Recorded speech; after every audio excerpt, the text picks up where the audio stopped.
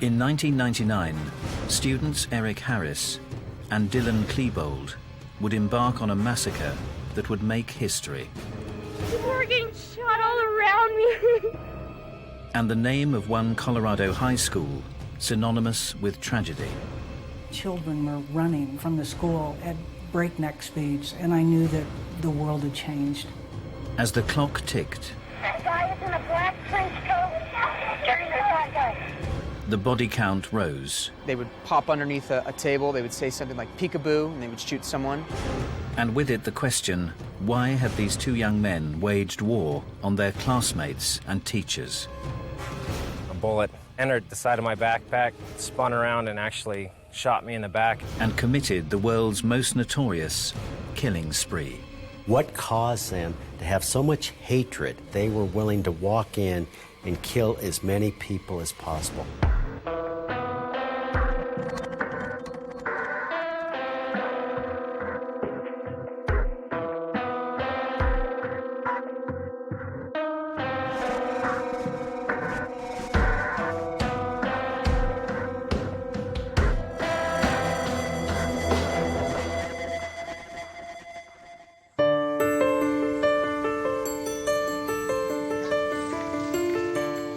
In 1999, the area of Columbine, on the outskirts of Denver, Colorado, had been the epitome of ordinary.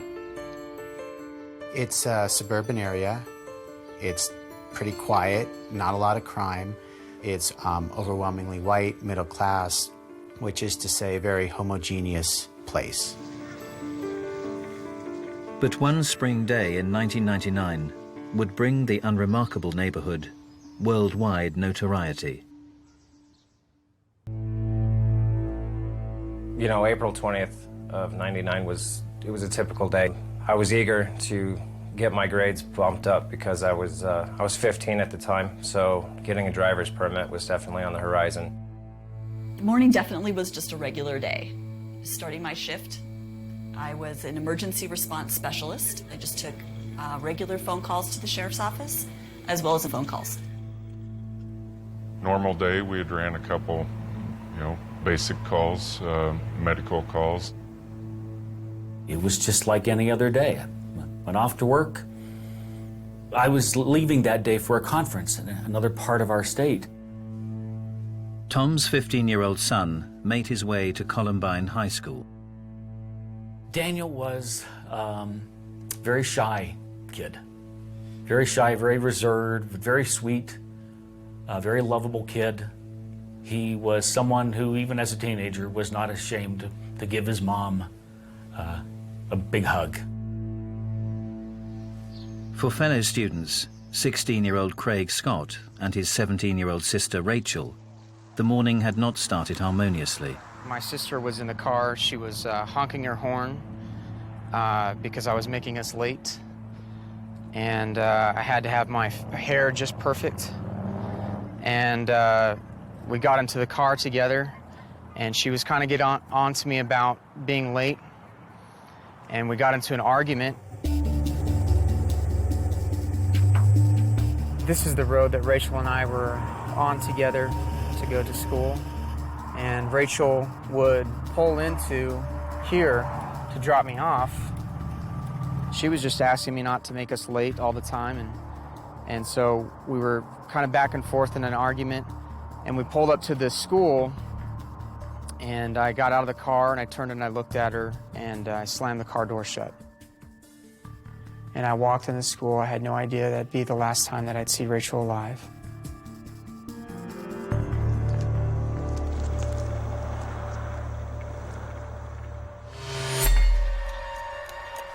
Around 11:19 a.m., Columbine School, West Entrance. Sean Graves and his friend's world was about to change forever. For lunch, there was 3 of us that day that chose not to eat. Dan Robaugh, Lance Kirkland, and myself. We stepped out the side door like we typically would. We'd usually grab a soda at the vending machines right there, and we'd just jet up and take the path off. Only that morning, things were a little different. We were looking up at the top of the dirt hill, and we saw two guys that were wearing all black, their black trench coats, and with them they were carrying a couple of black duffel bags. We witnessed them loading weapons that we just assumed were toys, and that's when it started. They showered us with rounds, and Dan and Lance both went down. One floor above, in the library, Craig and his friend Matt were sitting revising. You know, we thought that we were hearing fireworks. We saw students running away from the school. They were trekking through the soccer field. You know, we thought that, you know, it was a senior prank. It's about that time for the end of the year for some silly prank to happen. It was a tradition. But this was no prank. A nightmare that would shock the world had just begun.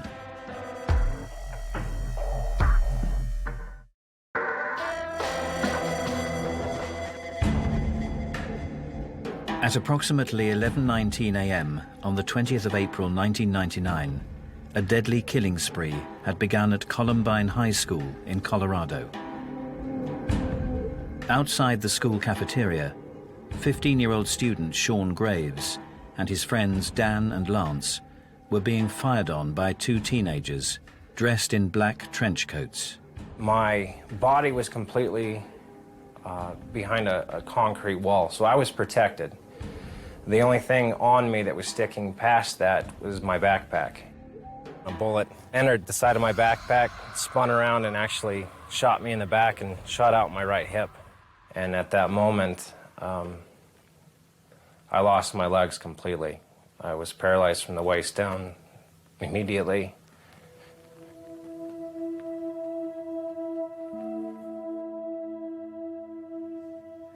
What Sean had originally thought was a prank was far from it. I found myself laying halfway in the school and halfway out, and at that moment I knew that my worst nightmare had come true. Months, possibly years before the shooting actually took place, I had a reoccurring nightmare of somebody in my family or even myself being paralyzed. It didn't make any sense then. But the second I looked back at my legs, I realized that that dream had come true, and I was the one that was going to be paralyzed. Sean lay in the doorway of the cafeteria, and for hundreds of students inside, the reality of what was happening was beginning to sink in. All I remember from that moment was just the fear in their eyes, looking at me, and I'm sure I had fear looking back. And that's when the fire alarm went off and the cafeteria started to evacuate. 911. Yes, this is Sharon at Columbine High School. We have shots being fired. Okay. The guy is in a black trench coat. Checking the guy. They just shot somebody inside the cafeteria. I'm going to have to try and get out of here and call you back. Over the prior year, the two mystery shooters had made several extraordinary videos. Both spoof and serious, that were chillingly similar to the spree to come. The violent, merciless attacks played out in the videos had now become a reality. The two shooters walked down to try and finish off everyone, and I watched one of the shooters shoot Lance in the face. At Jefferson County Sheriff's Department, Detective Kate Batten was just returning from an early lunch. I asked what was going on. They said that there was a shooting at Columbine High School. So at that point, I started driving towards Columbine. And that's when it became surreal, because the dispatcher was talking about snipers on the roof. They were talking about bombs exploding. And I'm just astounded that this is information that's being relayed in suburban Littleton. My secretary ran in, the door was shut, and she said, "There's been a report of shootings or gunfire and bombs exploding. And I'm thinking, what are you talking about? I came out of my office and I ran down here, and as I looked down the corridor, I saw a gunman coming towards me with the shotgun. When I was staring down and I made contact, it seemed like the size of a cannon. All I kept thinking is what it was going to feel like to be shot. You know, I thought of my family. Was I going to die quickly? Each time a bullet was fired from the gun, then glass would shatter behind me. I hear bullets exploding in that area. And what really probably saved my life is girls coming out of the gymnasium in this crossing hall. They were coming into the crossfire, and I wanted to make sure that they were not hit by the gunman's gunfire.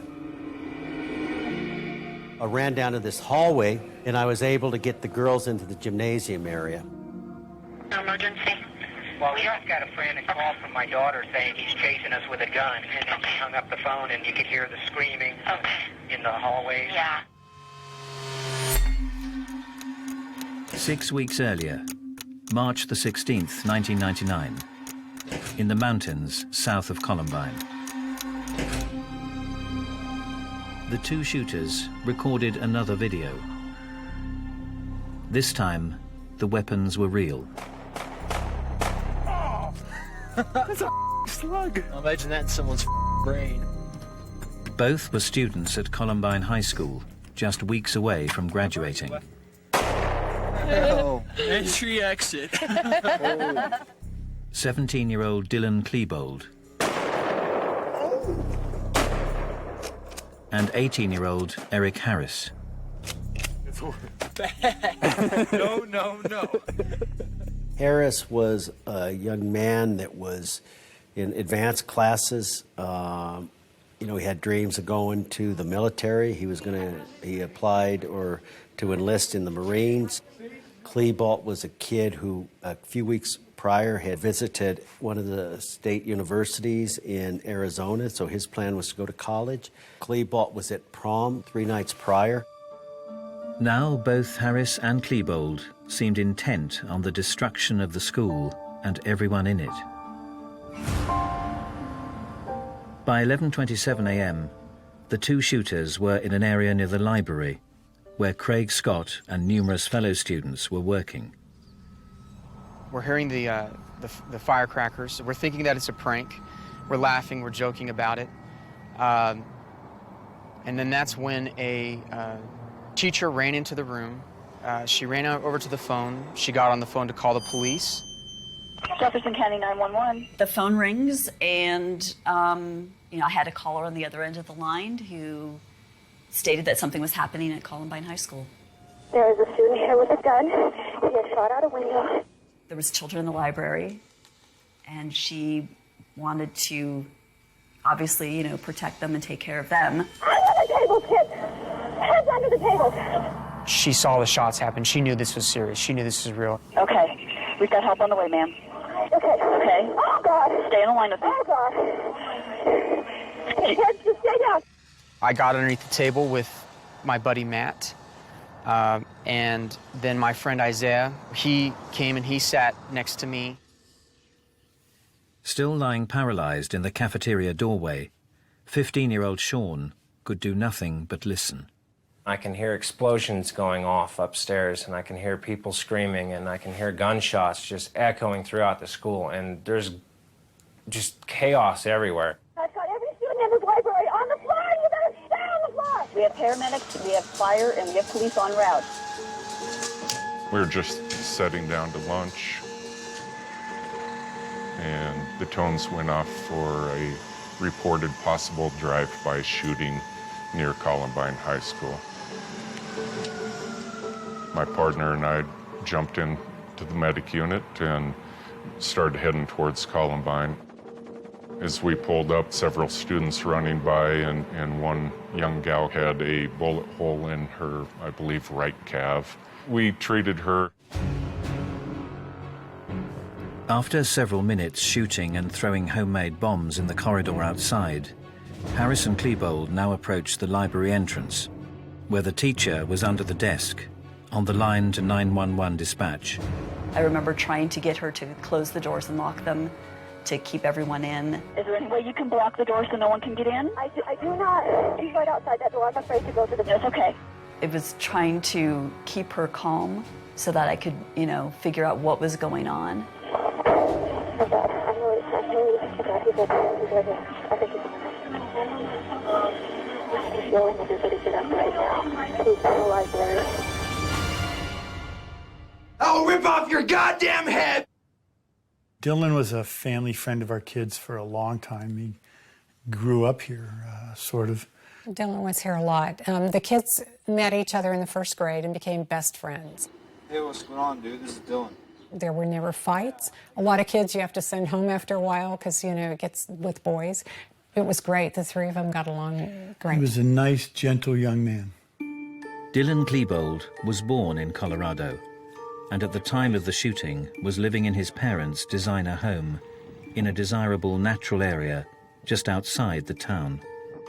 Dylan's parents, they were intellectuals and artists at heart. They had met at Ohio State University in the art program. They didn't believe in spanking. They didn't believe in guns. They didn't believe in war. They were pacifists. Eric Harris's background was also far from underprivileged. Eric's father was ex-military. He was a decorated Air Force test pilot. It required them to bounce around a bit from city to city as his father would get transferred, but lived in normal middle-class neighborhoods, not living in the inner city and subject to gangs or drugs or violence. It did affect Eric, however, always having to move to another school, make new friends again. That was tough for him. I hate most people. Eric Harris and Dylan Klebold were both deeply into computers, and both complained they were victims of bullying by sporty students known as jocks. After settling in the Columbine area, Harris became friends with Klebold, and as such also hung out with Dylan's friend Brooks Brown. But it would not always be a smooth relationship. He had thrown a snowball at Brooks's car and cracked the windshield. And a kid came up and said, "Here's Eric's backpack. I took it while he was throwing the snowballs." So I'm thinking, well, what's this? I'm going to take the backpack back. So we drove down in the car, and I rolled down the window, and I said to Eric, "I've got your backpack. Meet me at your mom's house." And we rolled back up the window. Well, he started banging on the window, crazy, saying, "Give me my backpack." He was frantic. That was the first time I saw that anger, and it was very unusual. It was quick, and it was fast, and it was unrelenting. I will freaking kill you! I'm gonna pull out a goddamn shotgun! The 20th of April, 1999, 11:29 a.m. Columbine High School, Western Side. Eric Harris and Dylan Klebold entered the library, where 4 staff members and 52 students were hiding. As soon as they came in, they were shooting off their guns. They began to yell at students. They were making some mocking comments. Nobody, whatever their race, sex, or social status, would be safe from the killing spree. The first person that they killed was Kyle Velasquez, who didn't know to hide. He had a disability, and he liked simple things. His family said he liked panda bears, he liked coloring, and they became the bully. What would happen next in that library would horrify the world.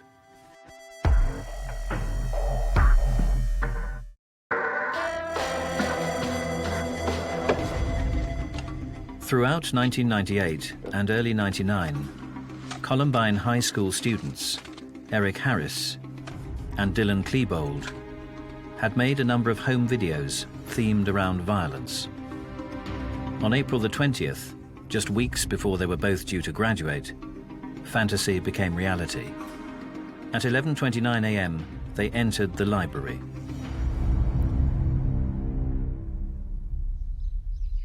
Like his fellow students, 16-year-old Craig Scott was hiding under a table with his friends Matt and Isaiah. A lot of students were being quiet. Some girls were crying, and some girls were begging for their life. 911 dispatcher Rene Napoli was listening in to a phone line left open at the library desk. I could hear them speaking, as well as the children in the library. And there was the definite sound of gunshots. They actually fired out the windows at the police officers, and 2 of those police officers, or deputy sheriffs, fired back. They then walked over and they started systematically shooting the kids. They treated it like it was a game, like they were having fun. At one point, they would pop underneath a table, they would say something like peekaboo, and they would shoot someone. I think that they were enjoying themselves through a good portion of the shooting. There was a lot of hooting and hollering and false bravado between the 2 of them. 3 would be shot dead and 4 injured before Harris and Klebold worked their way towards Craig Scott. They came over to where I was, and they saw Isaiah. And Isaiah was one of the very few African-American students in our school. And I believe Dylan called Eric over and using a racial slur. We have an N-word over here. At one point, he was kind of backing up underneath the table. And then at one point, he was being pulled out. And this is something that came up in my memory later. I remember Isaiah said, "I want to see my mom."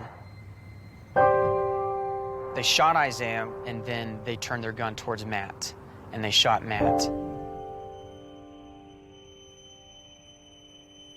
I had decided to pretend to be dead and not draw any attention to myself. And so I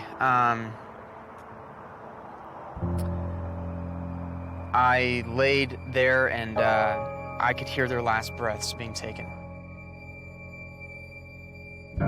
5 more students would lose their lives, leaving 10 dead and 12 injured in the deadly library spree, before Harris and Klebold left the room at 11:36 a.m. and began wreaking further havoc around the school. Jefferson County Sheriff's Office, do you have an emergency? Yes, we do. You guys send lots and lots of paramedics.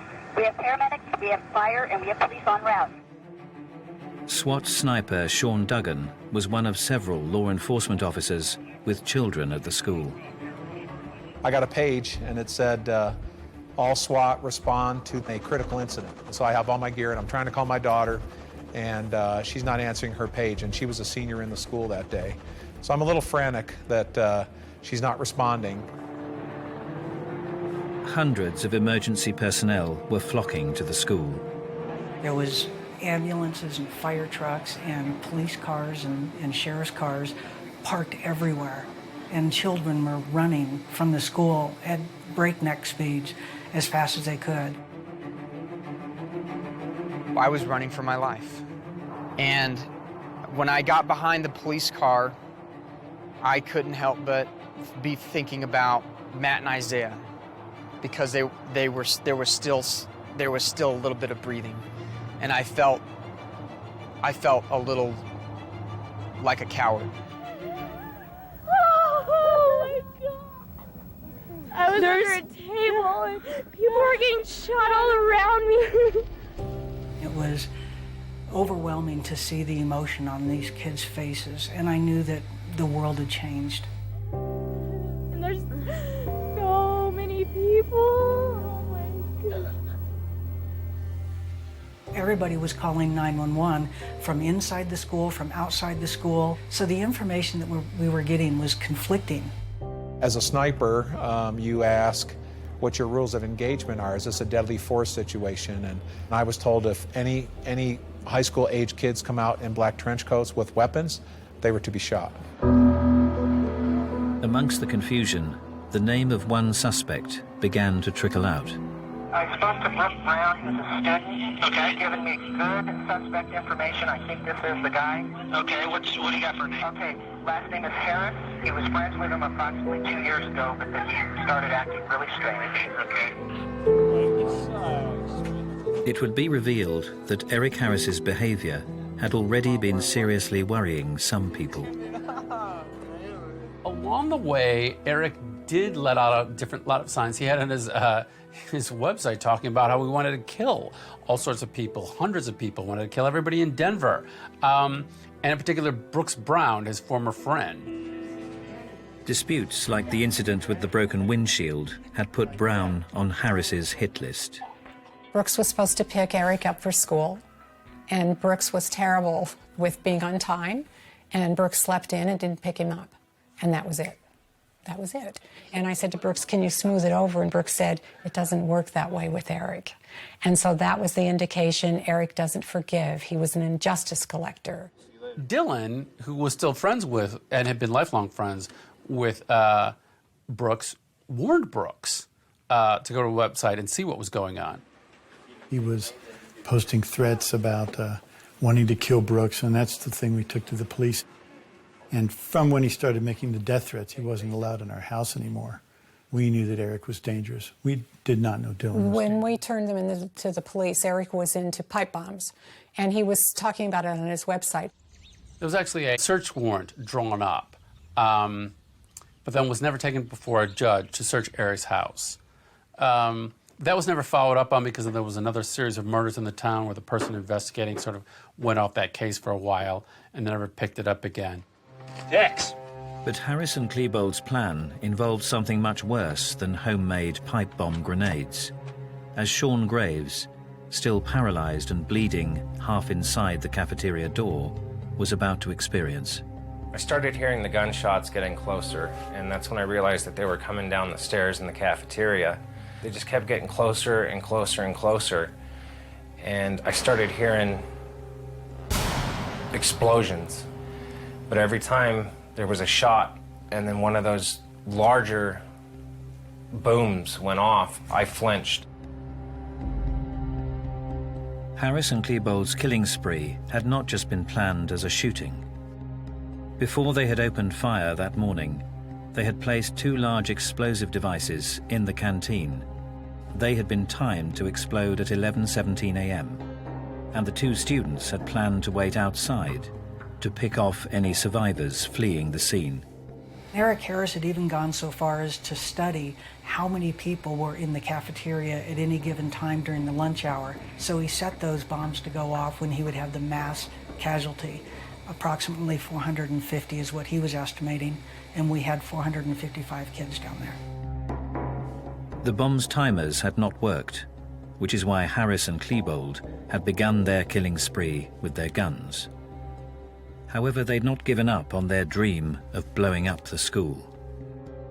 Well, I didn't know it at the time. There was actually a propane canister bomb, essentially, that was no more than 5 feet from where I was laying. And they were shooting at it, trying to get the bomb to go off.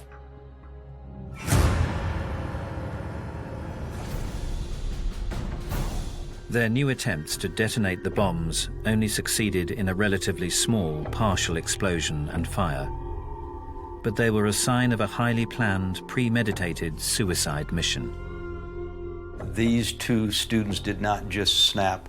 In this case, it was clear they began talking about doing something like this just about a little over a year before.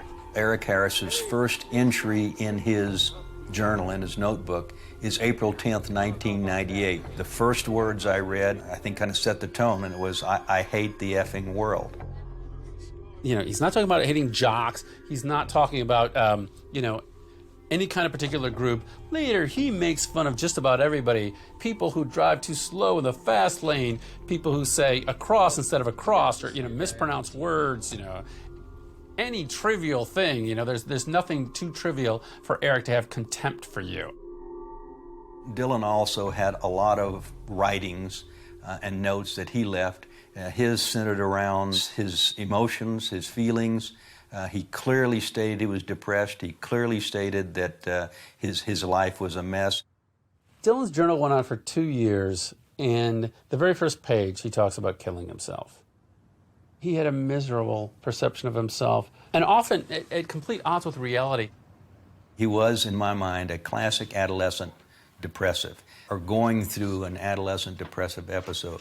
When confronted with some of his inappropriate behavior, he would get extremely angry, whereas when people confronted Eric with some of his earlier misbehaviors, he would respond in a classic psychopathic way. He would tell you what you wanted to hear, promise never to do it again, and would be looking you in the eyes and deliberately telling you what he thought you wanted to hear. Harris had a personality disorder that made him lacking in empathy for the suffering of victims, made him very manipulative and crafty. You know, he had an uncanny ability to present himself any way he wanted, so he looked like a good guy to many people. But actually, he didn't have a conscience, or what Sigmund Freud called a superego. Brooks Brown's mother experienced Eric's excuses when his father sent him around to apologize for damaging her son's windscreen. He looked at me and he said, "Mrs. Brown, I'm sorry, I didn't mean any harm." And I said, "Look, Eric, you can pull the wool over everyone's eyes, but you're not going to do it over mine. You come by this house, you threaten my kid, you do damage, I'm going to call the police. So you stay away from our house and stay away from me." And he said, "Are you calling me a liar?" And I said, "Yes, I am. And don't come around the house again." And he got bright red. I mean, he was so angry at me, and he left the house. Together, Eric Harris and Dylan Klebold had become a deadly partnership. And the two killers were now wreaking havoc not only inside the school, but outside too, as parents feared for the fate of their children. About the time I got to my sniper position, my phone rang, and it was my daughter. And I said, "Are you okay?" She says, "Yeah, I'm home." And I said, "Okay, I have to go. I love you." And we hung up. Many parents, including Daniel Mauser's father, learned of the unfolding events through the media. There on the television was news coverage. It looked terrible. But I said to myself, well, if there's something going wrong at the school, certainly my son wouldn't be involved. He was not somebody who'd be in trouble or being targeted by somebody. When I got home, my wife had a very concerned look on her face. Why wasn't he calling us? So I agreed to go to another school where a number of the students were being taken in school buses after they escaped. And as I was driving, I was listening to the news coverage. And at one point, I heard them mention that they were taking some students to the hospital. And one of the ones they mentioned was a 15-year-old boy who was shot. So, of course, the first thing I thought was, 15 years old, that's how old Daniel is. What if that's Daniel? Could that be my son? At the nearby elementary school, many parents would be reunited with their traumatized kids. I saw parents walking out with children. And I just said to myself, I want to be one of them. I want to get this over with. I want to be one of those people. By 12:02 p.m., Columbine High School, cafeteria exit, student Sean Graves, bleeding profusely, had passed out. Meanwhile, 2 medic units approached his location. I drove around the south side as we're pulling into the parking lot through all the cars, see several students hiding behind cars, several deputies with their weapons trained on the building. I couldn't figure out what woke me up, but when I did snap back to it, there was some commotion behind me, and as I overlooked my shoulder, there was an ambulance sitting right behind me. I saw 2 paramedics. One jumped out of the driver's seat and the other from the back of the ambulance, and they grabbed me, picked me up by my shirt and my belt, and they were dragging me out. And I remember just looking down to see my arms and my legs dangling. And that's when the shooters realized that somebody was down there helping us. and I could see the concrete, just poofs of white dust. They were opening fire on us. They were trying to kill us again. Holed up amongst the dead and injured in the library, Eric Harris and Dylan Klebold now had their weapons trained on the paramedics and casualties below.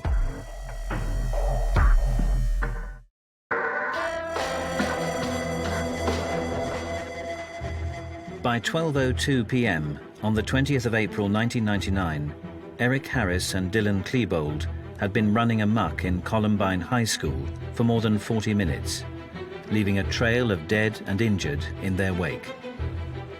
Then, as fire department paramedics moved in to assist casualties, like Sean Graves and his friends, Harris and Klebold began firing on the kids and rescuers. I found Medic 13's crew were struggling to get Sean Graves loaded up into the medic unit. So I came up in the middle of him, and one had the head, the other had the feet, and we stepped into the ambulance. They threw me in first. Saw another young man laying by the fence, and then he turned his head and made eye contact with me and said, "Help me." I scooped up and dumped the young man literally into the back of the ambulance so that they could get out of the gunfire. I just remember hearing the sounds of bullets hitting the top of the ambulance, just the metal tinging. And that's, I'll take that away from all of that as being a sound that I'll never forget. It would be among the last acts of Harris and Klebold's killing spree. They were shooting at the cops, they were taking pot shots, and police were firing back. I think they realized the only escape was going to be into the long arm of the law and a prosecution and jail and prison. And I think there was a thought of, let's end this the way we want it to end. Let's control our own destiny. At around 12:08 p.m., Eric Harris and Dylan Klebold took their own lives. But for the children of Columbine High School and their parents, the nightmare was far from over.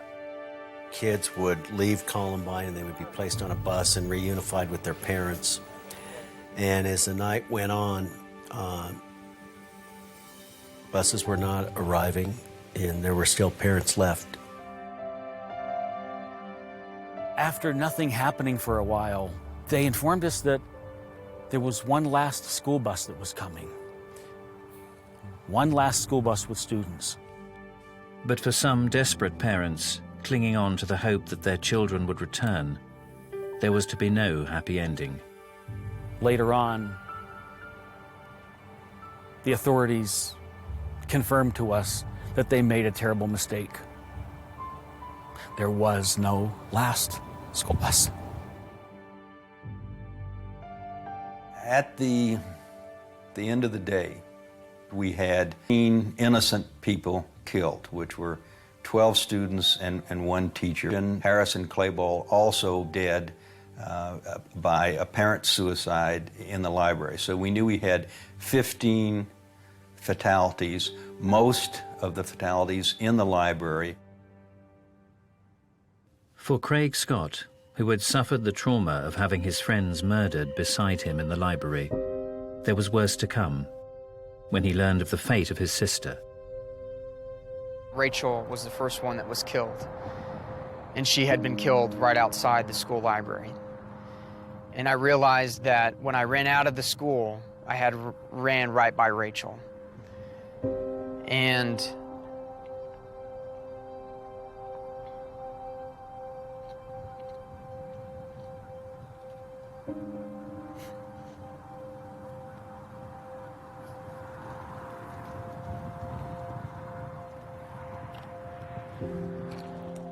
my son was one of the last that was shot. He was next to last who was shot. And from the reports that we have, Eric Harris looked at Daniel and insulted him. I believe it was he called him Four Eyes because he wore glasses. And he fired a shot in his hand. Daniel fought back. He took the chair that was there towards Eric Harris. And for that, he paid with his life. Eric Harris fired one more time and shot him in the face. Killed him. So what caused these two students, both just weeks away from graduating, to have such disdain for human life? These two kids did not come out of their mother's womb hating. What happened from the time they were born to the time that they carried out this horrific act? One thing that is erroneous is to talk about why they did this, implying that it was for the same reasons. They were two basically different guys. In my colloquialisms, I would say Eric Harris was filled with anger, with rage. He wanted to hurt other people and didn't care if he died. Dylan, on the other hand, I believe was hurting inside and at various times wanted to die because he felt so bad he just saw no reason to keep on living. People who study these call them dyads, and there's a long history of Bonnie and Clyde, Leopold and Loeb. And very often, most often, you have a stronger person and a weaker person. In this case, Dylan had incredibly low self-esteem, needed somebody to validate him, make him feel good about himself. Some consider bullying at the school to be the primary factor. Once you hate the bullies and no one does anything to defend you, you hate the people in the class that don't say anything. You hate the teacher that doesn't say anything. You hate the counselors that allow it to happen. They, in essence, end up hating the school, not just the bullies. They hate the school, and they want to kill the school. I think that they didn't see that they had a lot going for them.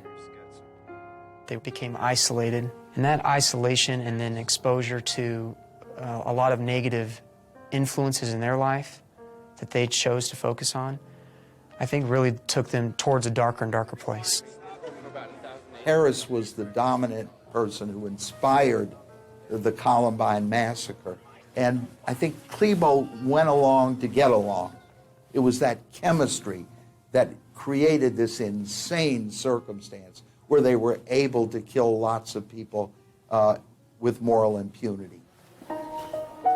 For the Columbine teachers, students, and parents, life would never be the same again. I was paralyzed from the waist down. I spent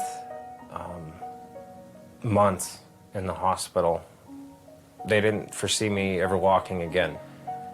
And I was angry. I was very angry about that. But at the same time, I'm extremely stubborn.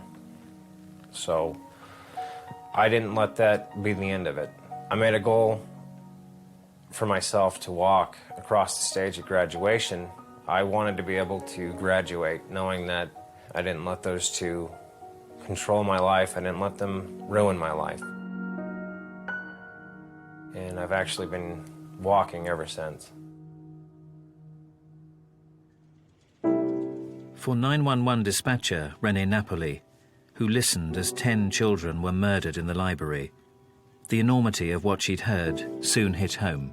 My first day off, I went to pick up my children from high school, and I had a really hard time picking up my own children from high school. So much so that my son had to drive home. And that's when it really hit me, is that I'm able to pick up my children from high school and somebody else is not able to do that. The words that we have here were written by my wife. She did a great job of summing up Daniel's life and what this means to us to have this here, to honor him. Wow.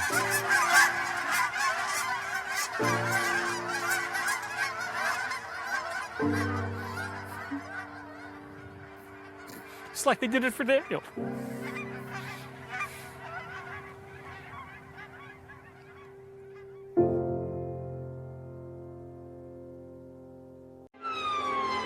In 2010, the largest manhunt in modern British history was launched when Raoul Moat declared war on Northumbria police. For somebody to actively hunt a police officer, it's so sick. In just 1 week, the 37-year-old ex-con murdered and maimed in a vengeful rampage. You would have seen at least one policeman at any time, full body armour, gun the lot. For 7 days, the former bouncer evaded over 500 officers, We had no idea where he was, and this man still had his gun. sending a wave of terror through rural Northumberland. I thought, I'm sure to be next. At this rate, I was just petrified. But what caused this father of three to snap and embark on a deadly killing spree? There's really only one way it's going to end. I'm coming to get you. I'm not on the run. I am coming to get you.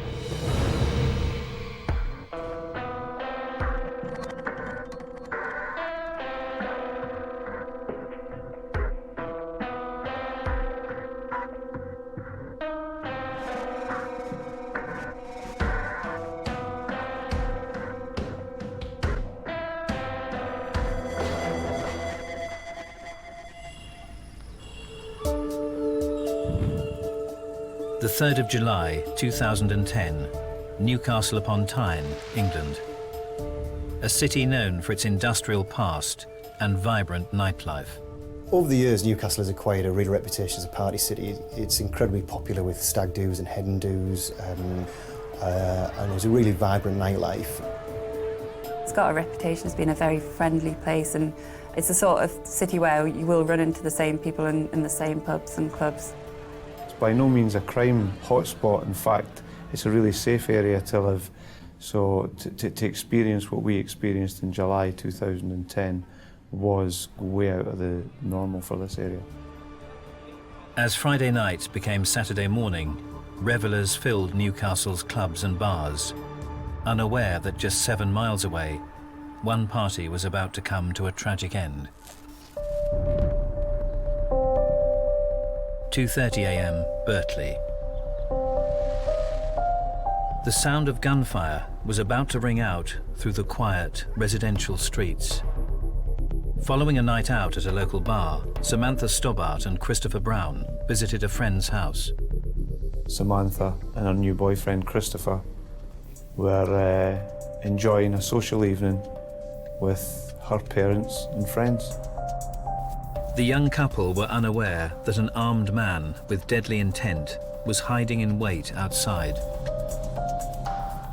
As their evening drew to a close, Samantha and Christopher prepared to leave. When both Samantha and Christopher emerged for the house, he confronted them. He immediately shot Christopher in the upper body, and then as Christopher tried to run away, he shot him a second time. While he was lying injured, he reloaded the gun and shot a defenseless, injured Christopher on the ground. The third shot proved to be fatal. He then turned his attention to Samantha, who was by this time inside the house, and he fired a shot through the window, and then he calmly walked away.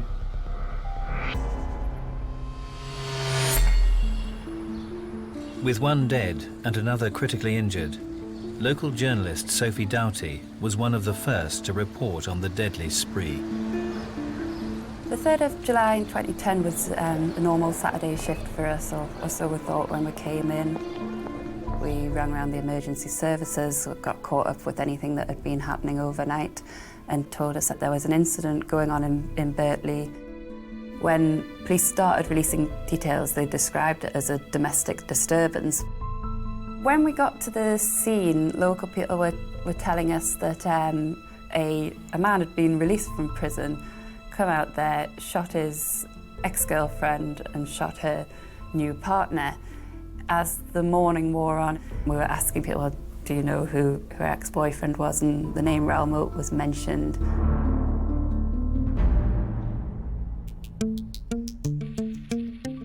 Born on June the 17th, 1973, Raoul Thomas Moat had an unstable childhood. He's always been looking for his dad from being young, and his mum would never say who his dad was. He said a lot that he lacked a father figure, he lacked a standard, normal family life. His early years were further complicated by his mother's mental health issues. His mum was never there. He was always living with his gran. She used to show him all like the good qualities of life and look after him he idolised her, and that was his main big happy zone. His mother remarried in 1986, and Raoul Moat's teenage years were marked by a fractious relationship with his stepfather. The stepdad didn't like Raoul too much and used to be off with him all the time. I don't even think that his mum was really looking after him too well either. So he was getting a bit more withdrawn. At the age of 24, Moat severed contact with his family, and after a series of failed relationships, met Samantha Stobbart in 2004. The one thing that Raoul Moat was desperate to have was a stable family life. The one thing he didn't have as a child. And this he thought he would get with Samantha Stobbart. But their 6-year relationship broke down in 2010 when Moat was imprisoned for the assault of a relative. The 1st of July 2010, 11 a.m. Her Majesty's Prison, Durham. Moat was released after serving just over 2 months of a 16-week sentence, devastated by his broken relationship with Samantha Stobbart. That time in prison gave him time to think. His jealousies were emphasised, his feelings of mistrust towards Samantha were amplified. Immediately after being granted his freedom, he began to meticulously gather supplies for an attack and armed himself with a sawn-off shotgun, modifying the ammunition to make it even more lethal. A normal shotgun cartridge would contain an amount of ball bearings on top of the explosive charge. Moat removed a portion of those ball bearings and packed in smaller items of metal in there. And I guess his mindset behind that was to cause maximum damage. At 2:40 a.m. on the 3rd of July, just 48 hours after his release, Moat put his plan into action, gunning down his ex-girlfriend Samantha Stobbart and her new partner Christopher Brown. On the surface, a vengeful attack by a jilted lover, but deep down, a festering resentment remained, and Raoul Moat's bloody spree was just beginning. I've lost everything through you. I'm coming to get you. I'm not on the run. I am coming to get you.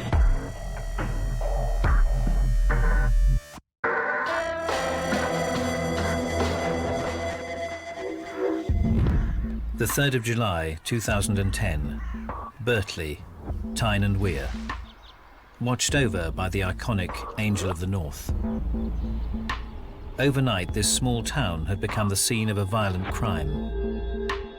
Less than 48 hours after being released from prison, 37-year-old Raoul Moat had shot his ex-girlfriend Samantha Stobbart and murdered her new boyfriend Christopher Brown in a deadly killing spree. Moat had met Samantha 6 years earlier in 2004. He was a 31-year-old bouncer working in Newcastle's thriving club scene. She was just 16 years old. She had fake ID to get in because she was underage. And then he just met her from there, and that's when he just started meeting her, and he just seemed to fell in love with her. He was a bodybuilder, so he used to wear these cut-out vests that showed everything off. So, yeah, he was really proud of his muscles, and he thought he looked great. She was young, she was good-looking, she had a fantastic figure, and he was a lot older than her, and I think all his birthdays had come at once because he'd met her.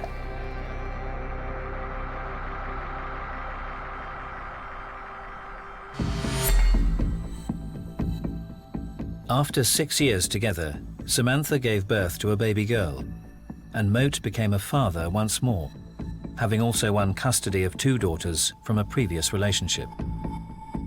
I think being a father was very important to Raoul. It was something that he aspired. He aspired to be a good father. He had children from previous relationships to Samantha, and things hadn't worked out there. He hadn't achieved the perfect family. He had difficult, fractious relationships with girlfriends. He had difficult relationships with his children. And he had an incredibly difficult relationship with Samantha Stobbart. He was a big character, he was a big figure, he was intimidating. Moat has admitted to domestic violence in previous relationships, specifically with Sam Stubbart. He did that in a way where he portrayed her as being provocative, as if Sam made him do it. And this is something we see very commonly with domestic violence perpetrators. It was always Samantha's fault. Samantha shouldn't agitate him, or Samantha shouldn't do this, or he would hit her, she would come over here, and then he would come over here and sweet talk her, and she'd go back, and then she would be back for a few months, and he would have an argument, and he'd hit her again, so she was back again. They position themselves to be the victim of emotional abuse or provocation, and they say they lash out because they tried to be reasonable, they'd done everything else they could. Yet again, this is just an example of a narcissist manipulating the truth. On the 10th of June 2010, whilst he was behind bars, Samantha took the opportunity to put a definitive end to her abusive 6-year relationship with Moat, fabricating a story that her new partner was a police officer. When Moat shot and killed Chris Brown at point-blank range, Moat was still of the belief that Chris Brown was a police officer. Christopher Brown wasn't a police officer. That was simply something Samantha had used to try and keep Moat away. He was a karate instructor, and he was delivering leaflets round the doors when she met him. It just seemed like a normal lad who was trying to make a go of it, and his only sort of mistake, if you can call it a mistake, was he started a relationship with Raoul Moat's estranged girlfriend. She thought that by telling him her new boyfriend was a police officer, it would persuade Raoul to keep his distance. She couldn't have picked a worse profession in the world. He had a long-running hatred and paranoia about the police, and this was yet another way in which he thought the police had taken something away from them. Moat had a history of dealings with Northumbria police. The vendetta he thought the Northumbria police had against him stretched back many, many years, largely based on fairly minor incidents. The police were always pulling him over for the slightest thing, and he was just absolutely sick of it. He says, every time I pull into a petrol station and there's a policeman there, the stop us. Or they would just pull him over, they'd check his fuel, they'd check his tyres. It was just like a non-stop harassment, so he was always on edge.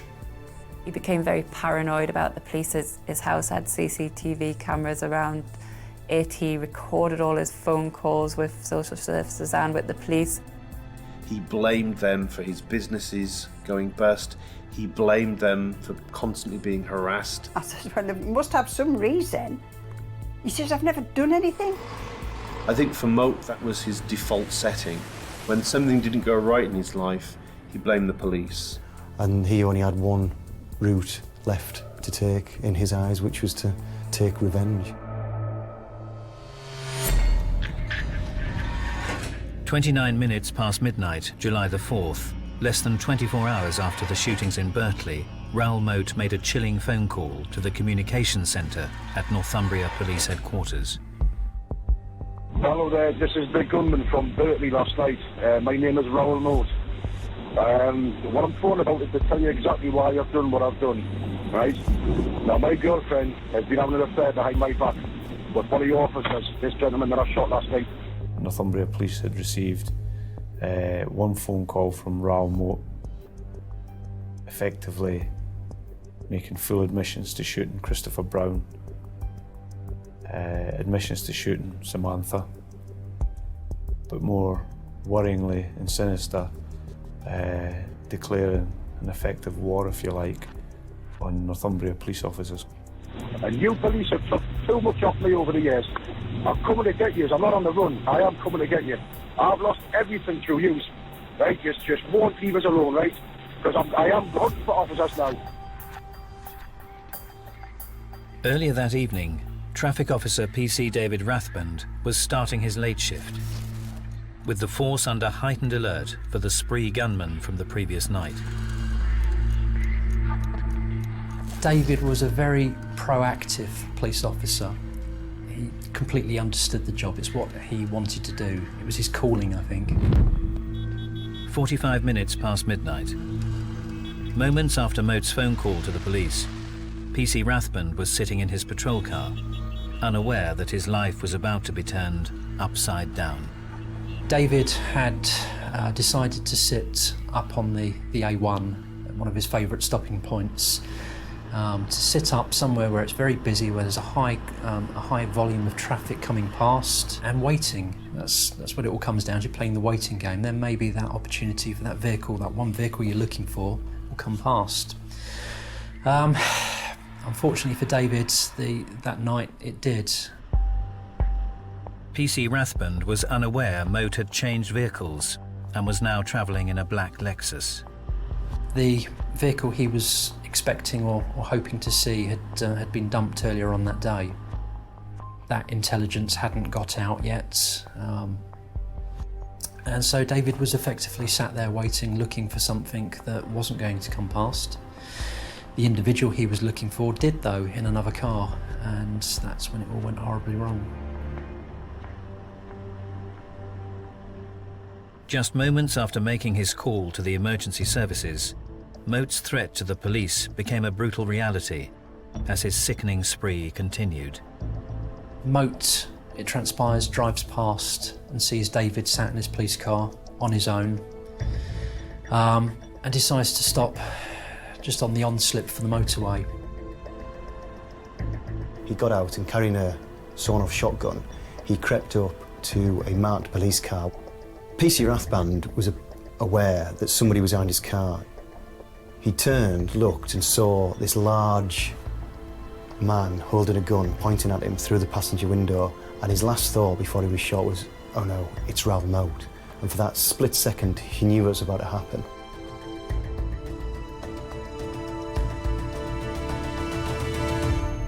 David had been horrifically injured.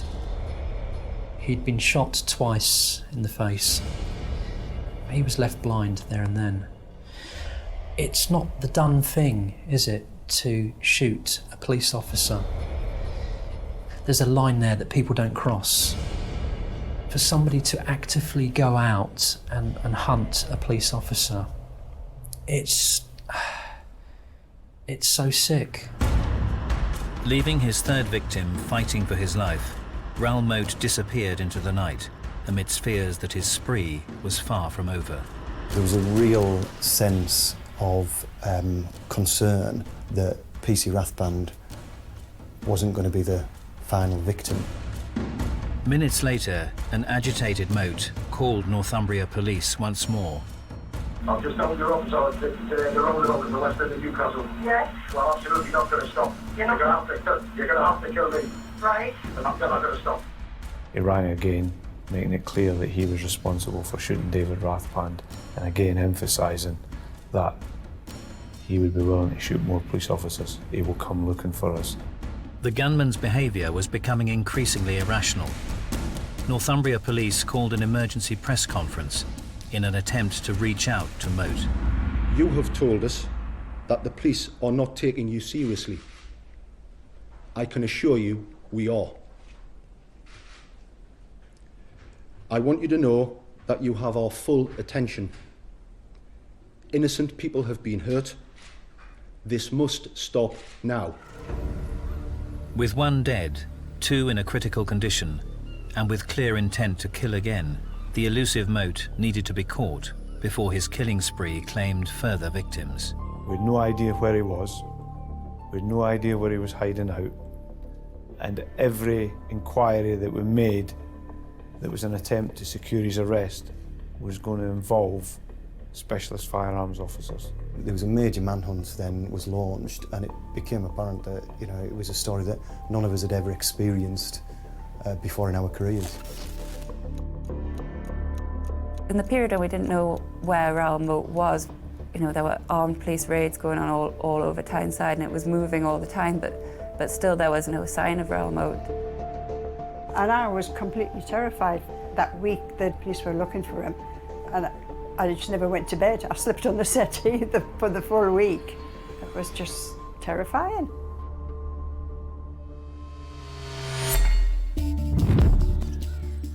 Less than 24 hours after the shooting of PC Rathband, an unexpected twist emerged, and Moat's ruthless spree threatened to escalate further. Late on a Sunday afternoon was two separate reports, which suggested that he may have had hostages with him. And those were coming from the family of Carl Ness and the family of Koramawan. As is typical in a hostage situation, the police request to the media that we don't report that information because it may affect the safe recovery of the hostages. The dynamic became very, very complicated because we had an obligation to those hostages to try and save their lives. That caused some issues in terms of how we proceeded with the manhunt. The police were now aware that Moat was travelling in a black Lexus, and the net was closing in on him. It made a distinctive engine noise. It was quite noisy. And when we appealed to the public to help us find that car, very, very quickly, it was identified and its location was identified. And our focus moved from almost a Tyne and Weir conurbation to the rural countryside of Northumberland, to Rothbury. As the search moved into a new area, and with the lives of two hostages in his hands, the need to find Moat took on a new urgency. His savage spree was potentially spiralling out of control. This man had threatened to kill police officers. This man had already shot a police officer. And this man, as far as we knew, still had his gun.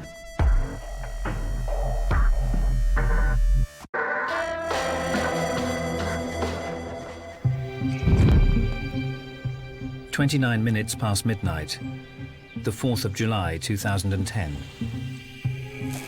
Raoul Moat called the emergency services and declared war on Northumbria Police. I'm coming to get you. I'm not on the run. I am coming to get you. Moments later, he ambushed traffic officer PC David Rathband as he sat in his patrol car, shooting him twice at point-blank range before vanishing into the night with two hostages. Police had released details of Moat's vehicle, a black Lexus, and sightings were quickly reported in the community of Rothbury.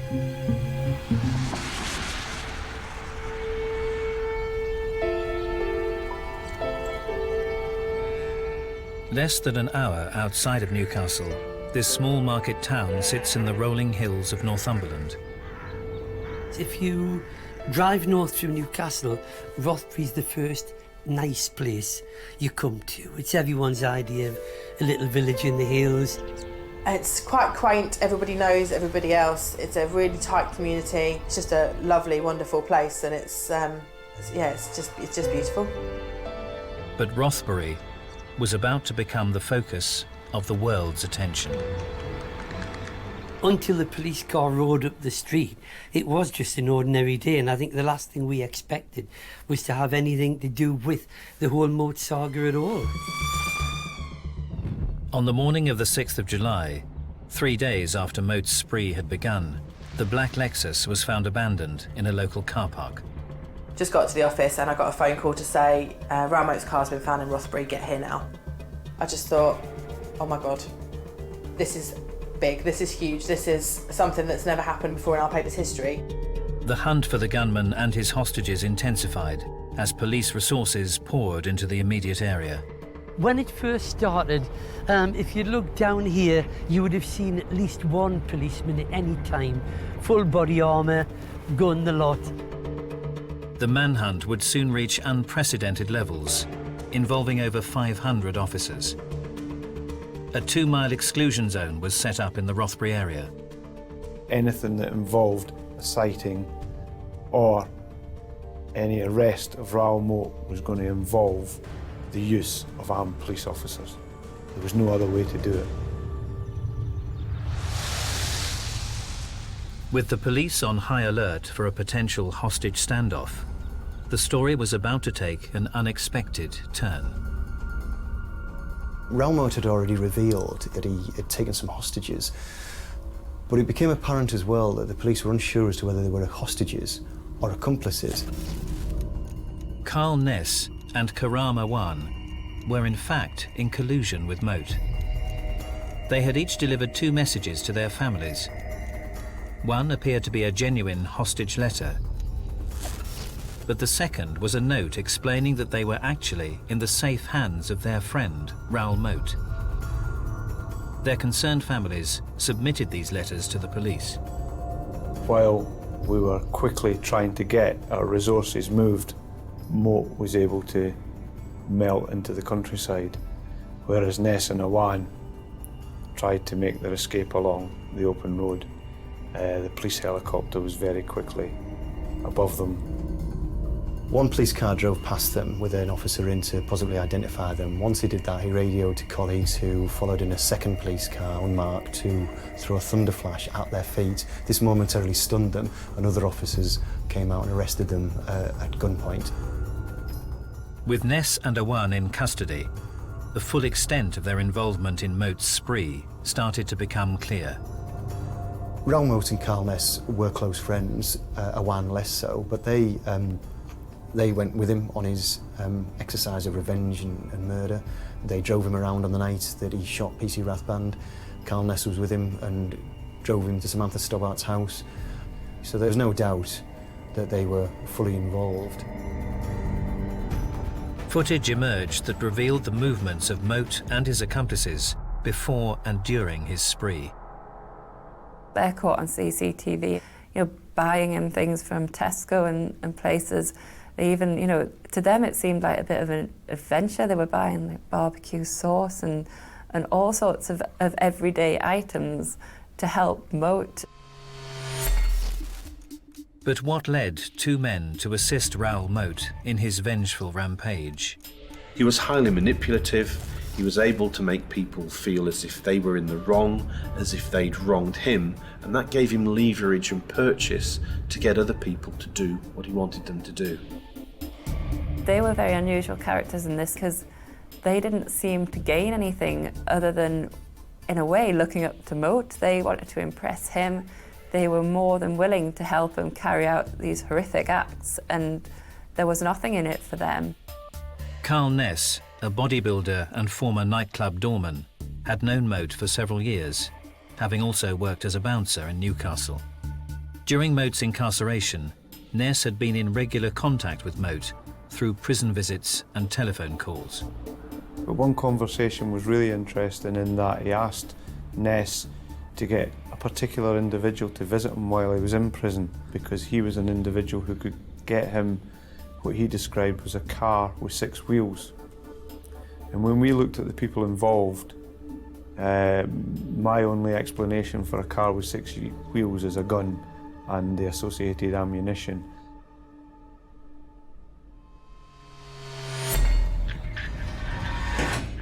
The 7th of July 2010, Rothbury, Northumberland. The day following the arrests of Awan and Ness.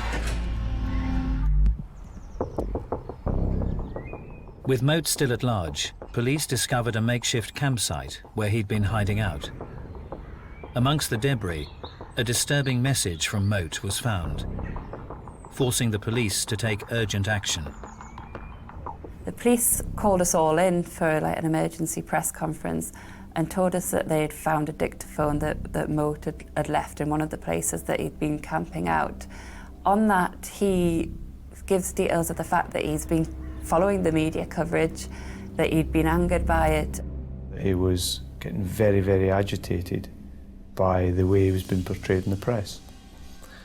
And he decided that, or he declared on that dictaphone, that for every lie that was told, he would shoot an innocent member of the public.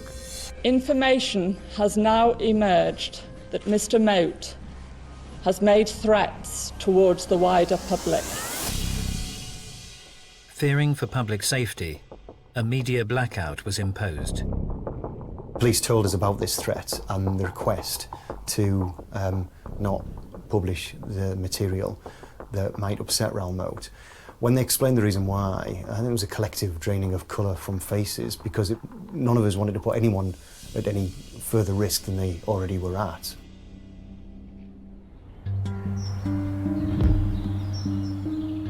The 8th of July, 2 days after the arrest of Ness and Awan, and Moat was still on the run. He no longer had a car, he no longer had access to money, or, as far as anyone knew, no longer had access to the outside world. He wasn't in touch with anybody else. So his ability to move around had clearly been reduced. But how was this former nightclub bouncer evading capture in the Northumbrian wilderness? We knew he had a love of Rothbury. He holidayed frequently in Rothbury. He enjoyed camping. It was an area that was familiar to him. We actually spoke to an ex-girlfriend of his who lived in the village. He used to go fishing there. He knew the area, so he knew what he was doing. You always feel more comfortable in an environment that you're familiar with. You know, you can relax, get in tune, take stock, and make a plan from there. Despite the 2-mile exclusion zones set up by the police, the challenging terrain provided Moat with plenty of opportunities to remain invisible. It's quite rugged terrain. There's lots of farms, there's lots of fields. There's probably lots of places that you could hide out that a lot of people wouldn't know about. If you look at the amount of forest round here, that's a great place to be straight away, because the helicopter can't see you, the police can't see you. There's a mnemonic we use when we're looking at hides, and that mnemonic is bliss. And the B stands for blends. You've got to look at a place and you want to try and blend in with your natural environment. The L stands for low. When people are looking for you, there's almost like a natural tendency to just look at eye level. The I is irregular. Make it irregular. Stay away from straight lines. The S is for small. Keep it small. Anything too big, and it's just going to jump out at you. And the last one, the second S, is secluded. Once you get out of here, you are in the middle of nowhere. That's a good place to hide out. People aren't going to see you. There's nobody there to see you. As the police search continued, with no reported sightings of Moat, tension in the Rothbury area was rising. People were scared. Everyone was conscious that there was an armed and dangerous man on the loose. Rumours were rife, and fears were growing that the gunman could even be living amongst them. There were rumours that Raoul Moat had gone into the centre of the village during the manhunt. Just over here is the storm drain, where it's thought that Raoul Moat was hiding out. People were saying that there are storm drains that lead underneath the village, that you could go from remote area and actually end up coming up through a drain in the village. So you can nip in the early hours of the morning and just become a scavenger. Scavenging in the bins, in allotments, greenhouses. These are the gardens behind the wall where it's thought that Raoul Moat was going in to steal vegetables and food. Like the guy at the bottom of the village who found that his tomatoes were going missing. I mean, there were different sightings of him in different places. There was a house that he potentially went into and lay down on the bed because a resident had reported like an imprint of his head in their pillow. As Moat continued to remain one step ahead of the police, local residents were becoming increasingly unnerved. Well, I think there was a little moment of panic, because obviously when the police are telling you to get in, lock the doors, stay away from the windows, you're assuming there's going to be bullets flying all over the place. No one quite knew how much ammunition or how many guns he had possession of. And there was a real sense of fear throughout the area. When public safety is your priority, the police had saturated Rothbury, so that in the event of any sighting or any confrontation between a member of the public and Moat, the police were only a heartbeat away. At 7:25 p.m. on the 9th of July, 6 days after the vengeful rampage began, a member of the public reported sighting a man answering Moat's description on the banks of the river near the centre of Rothbury. As armed police descended, a standoff developed as Moat raised the gun used to carry out his deadly spree. But this time, the weapon was pointing at his own head. It was his intention that it would end in that field in Rothbury that night.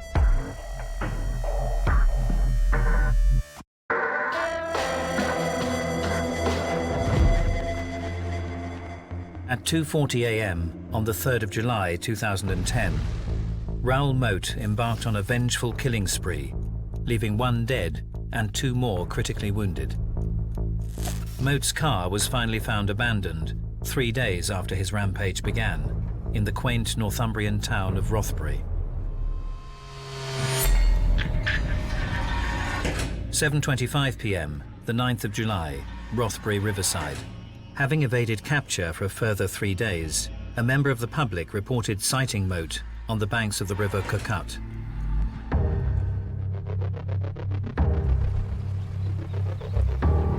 Reports came through that he'd finally been cornered in an area on the edge of Rothbury town centre.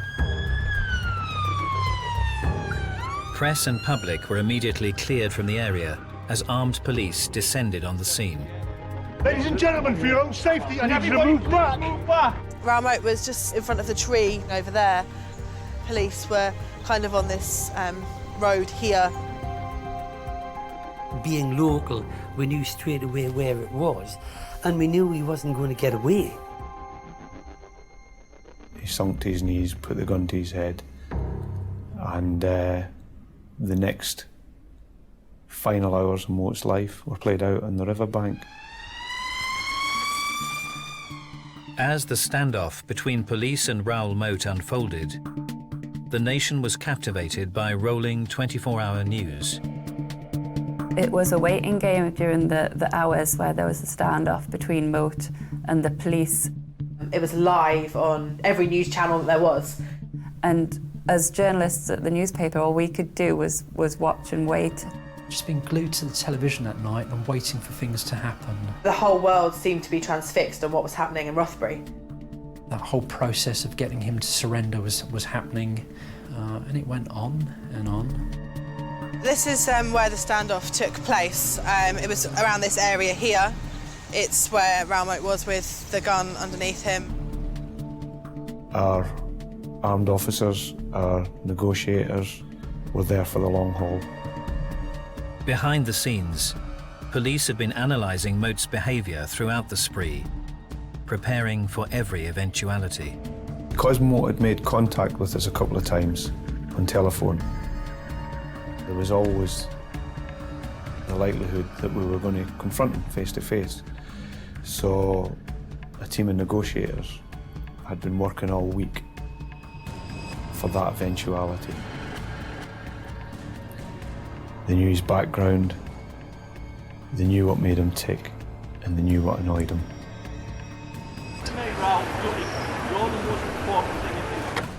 He spoke emotionally about close relationships. He was immune to any requests that they made of him.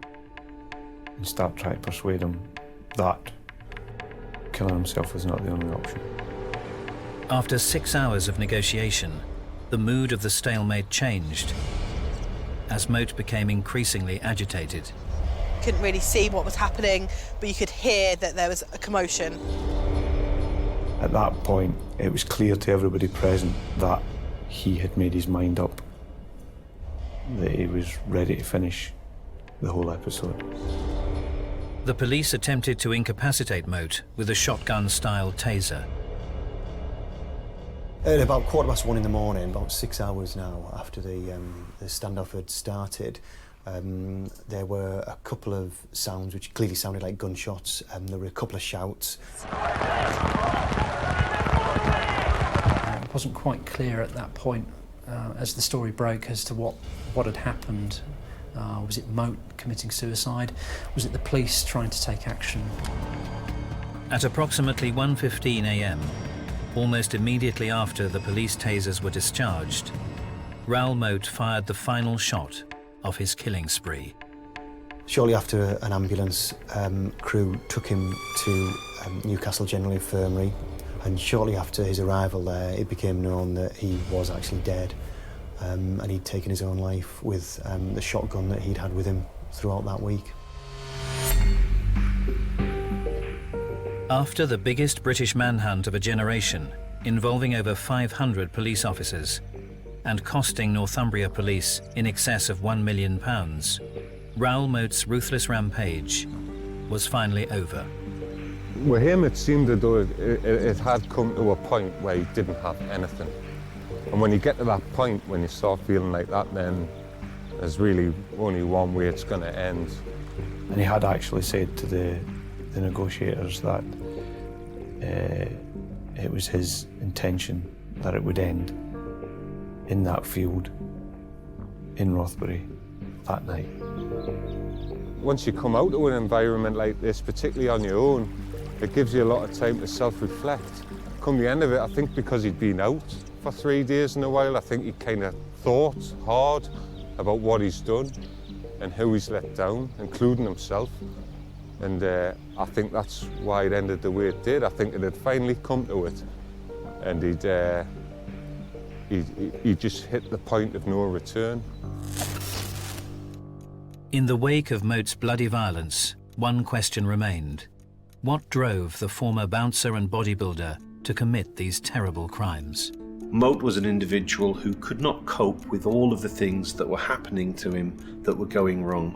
And there often tends to be a triggering event, something that happens in the immediacy that they can't cope with, that tends to push them over the edge. Jealousy, pure jealousy, that I think he's done it. Jealousy that he couldn't have Samantha, so he's going to make sure nobody else had her. He couldn't change his situation with Stobart. There was nothing he could do to win her back. She'd replaced him with what he was fearful of was a better man. He didn't want to go quietly. He thought, if I'm going to lose everything, I want everyone to know that. I want to get revenge on people that have wronged me, but also I don't want them to forget me. I'm not just going to walk away. I'm going to make people notice me. And that's the key hallmark of spree killers with narcissistic backgrounds. They blame everybody else, they blame society, they blame the authorities, and other people need to be made to pay.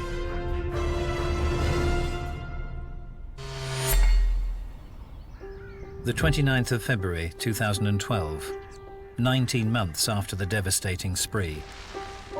Having been shot and blinded by Raoul Moat, PC David Rathband took his own life at his home in Blythe, Northumberland. David is gone. I miss my friend. I still can't quite bring myself to delete his number off of my phone. It's still there. Would David Rathband have taken his own life had he not been blinded by Raoul Moat? I personally doubt it very much. Samantha Stobart still bears the scars, and I'm sure she probably finds it difficult to move on. And Christopher Brown lost his life. Christopher's mum, Sally, feels like her son is a forgotten one here, and I tend to agree with her. On the 11th of March 2011, Moat's accomplices, Carl Ness and Karama Wan, were convicted of the attempted murder of PC David Rathband and conspiracy to murder police officers. Ness was also convicted of the murder of Christopher Brown. When you look at Carl Ness, who was given a 40-year life sentence, and Awan, who was given 20-year life sentences, you think, what would Moat have got? And I think I'd rather see him accounting for his criminality, for the deaths of Christopher and David. I'd rather see him accounting for them in prison rather than taking the easy route, which he did, which was cowardly.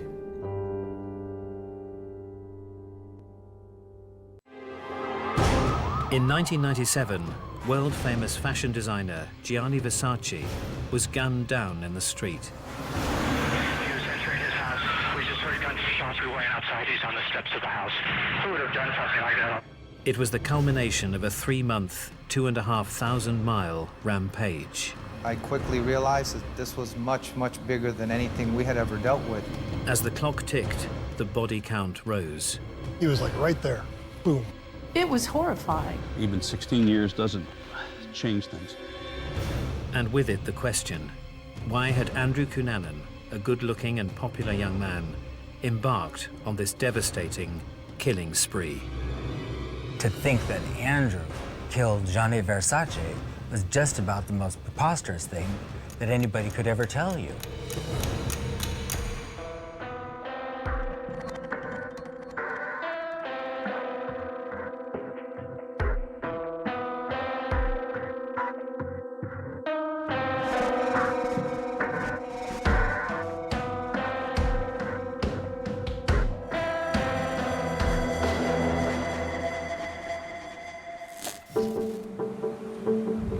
(1997), Miami, Florida. A city enjoying a renaissance after a period of decline. The neighborhood of South Beach leading the way. A new reputation as a flamboyant and glitzy playground for the clubbers, fashionistas, and playboys of any sexual orientation was developing. Innocence and South Beach do not go hand in hand. I mean, it was a place where people hooked up, and it was a wild scene. 1997, Miami Beach was a very up-and-coming place. South Beach had been discovered in the early 90s, and people were starting to flock to Miami Beach. It was like the place to be.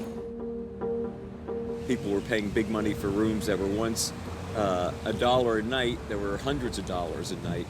So there was a big change in this area. It became the mecca for modeling. It became the mecca for the designers coming down from New York, from Europe. And this is where, you know, this was happening. It was right here. Miami was made desirable by one man in particular, Gianni Versace. Versace was a household name in the fashion industry. He dressed everyone from the opera stars to the film stars to royalty. He was, without doubt, the most famous fashion designer in the world. Gianni Versace was famous for his fashion design, but here in Miami Beach, he was famous just for being Versace. I mean, where he went, people took notice. He was part of the glamour and glitz that was becoming South Beach. Gianni was a regular. Whenever he was in town, he was here about every day to get his newspapers and a cup of coffee. The Versace mansion is about 4 blocks away, about a three-minute walk. Everybody that, you know, came, they always wanted to see the house and the house that Versace built. One such onlooker was 27-year-old Andrew Cunanan. (8:40 a.m., July the 15th, 1997). South Beach was waking to another perfect morning. Within half an hour, one of the world's most brutal spree killers would claim his highest profile victim yet. The day is a day you never forget. It's early morning, Miami Beach. There are joggers about. A few news vendors have set up stalls. Versace had come in for his newspapers, and I said, good day, and he said, good day, and he left and went home. 8:55 a.m. Cunanan had spotted his prey. He's already decided what he's going to do.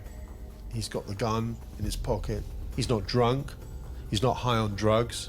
He's just high on what he's about to do. Before Versace reached the safety of his home, the killer made his move.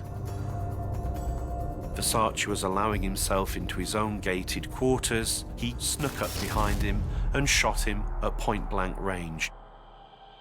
911 emergency. Yes, the man's been shot. Please, immediately, please. That's Gianni Versace. We just heard gunshots ran outside. He's on the steps of the house. Who would have done something like that? Well, it was something out of the movies, you know? He was just, he was gunned down right on his steps. There was blood everywhere. Mr. Versace was laying there on the steps. There was magazines that he was holding in his hand on the floor. We had bullet casings. In the chaotic aftermath, Cunanan escaped. Once Mr. Versace was shot, the killer fled northbound on Ocean Drive. He came running right behind me. He went right across the street into the parking lot. A policeman on a bicycle came right by. I hadn't even moved from where I was standing. And he's asked if I had seen, Mr. Versace. I said, yeah, he just left. And I said, why? And he says, something terrible happened. It didn't take long for the celebrity murder in Miami to become breaking news. This whole area was filled with the satellite TV dishes, dozens of them. I've never seen anything like it before or since. And it soon began to emerge that Versace was victim number 5 of a killing spree that had begun 3 months earlier at the opposite end of the country. I quickly realized that this was much, much bigger than anything we had ever dealt with in Miami Beach. Despite the global spotlight, days after the Versace murder, Andrew Cunanan was nowhere to be found. How did an infamous rampage killer end up in Miami on that hot summer day? And how did a boy from San Diego suburb grow into America's most wanted man?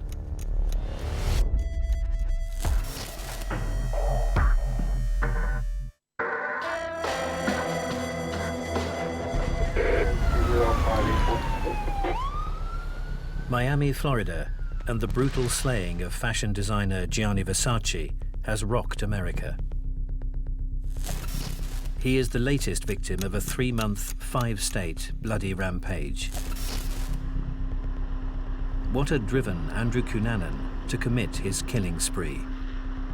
And as the Miami police tracked him in the aftermath of the Versace murder, would they catch him before he killed again? 9:41 p.m., August the 31st, 1969. National City, California.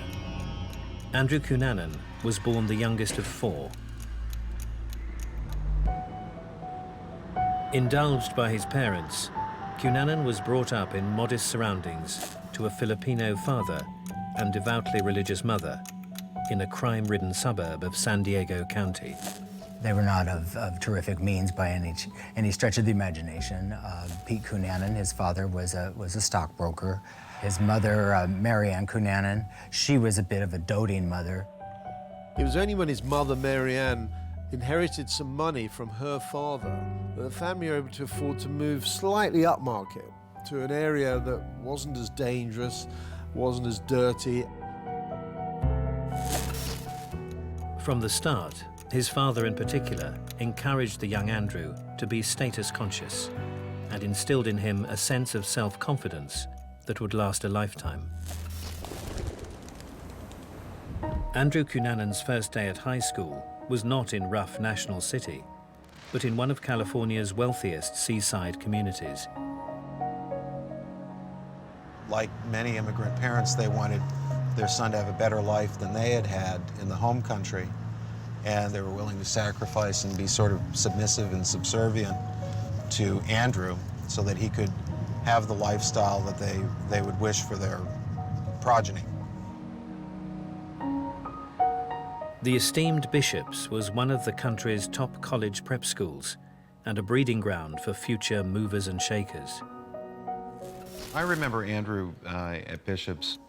I remember hearing his laugh, and we immediately hit it off. He was really kind of a card. He was determined that his classmates who came from rich families wouldn't know how poor his own family was. Cunanan's school fees were in fact stretching his parents' finances to the limit. And that meant that he created more and more stories about himself and tried to give the impression that he came from the sort of high upper-class family that, of course, he didn't come from. Andrew lived in a bit of a fantasy world. For example, he pretended like he was Sebastian from Brideshead Revisited. He'd carry a teddy bear around campus. This need to conceal and to act, basically, and be on stage all the time continued through the end of our friendship at Bishop's.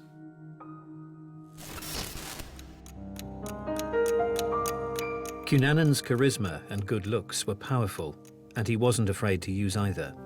He had the ability to charm, and he became quite a manipulative young man. The warning signs of the man Andrew Cunanan was to become were already there.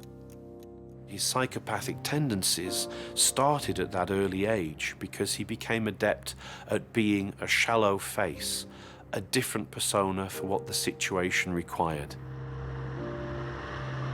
Andrew had a gay veneer. That was part of his persona. So the effeminate or androgynous even, perhaps, look that he had was all designed to convey the impression, I think, that he was gay. If you think about Andrew taken to his logical conclusion, Liberace comes to mind. Elton John comes to mind. He was basically the center of the universe on campus. He was a giant explosion of personality. But soon the stage at Bishop's wasn't enough for Andrew Cunanan.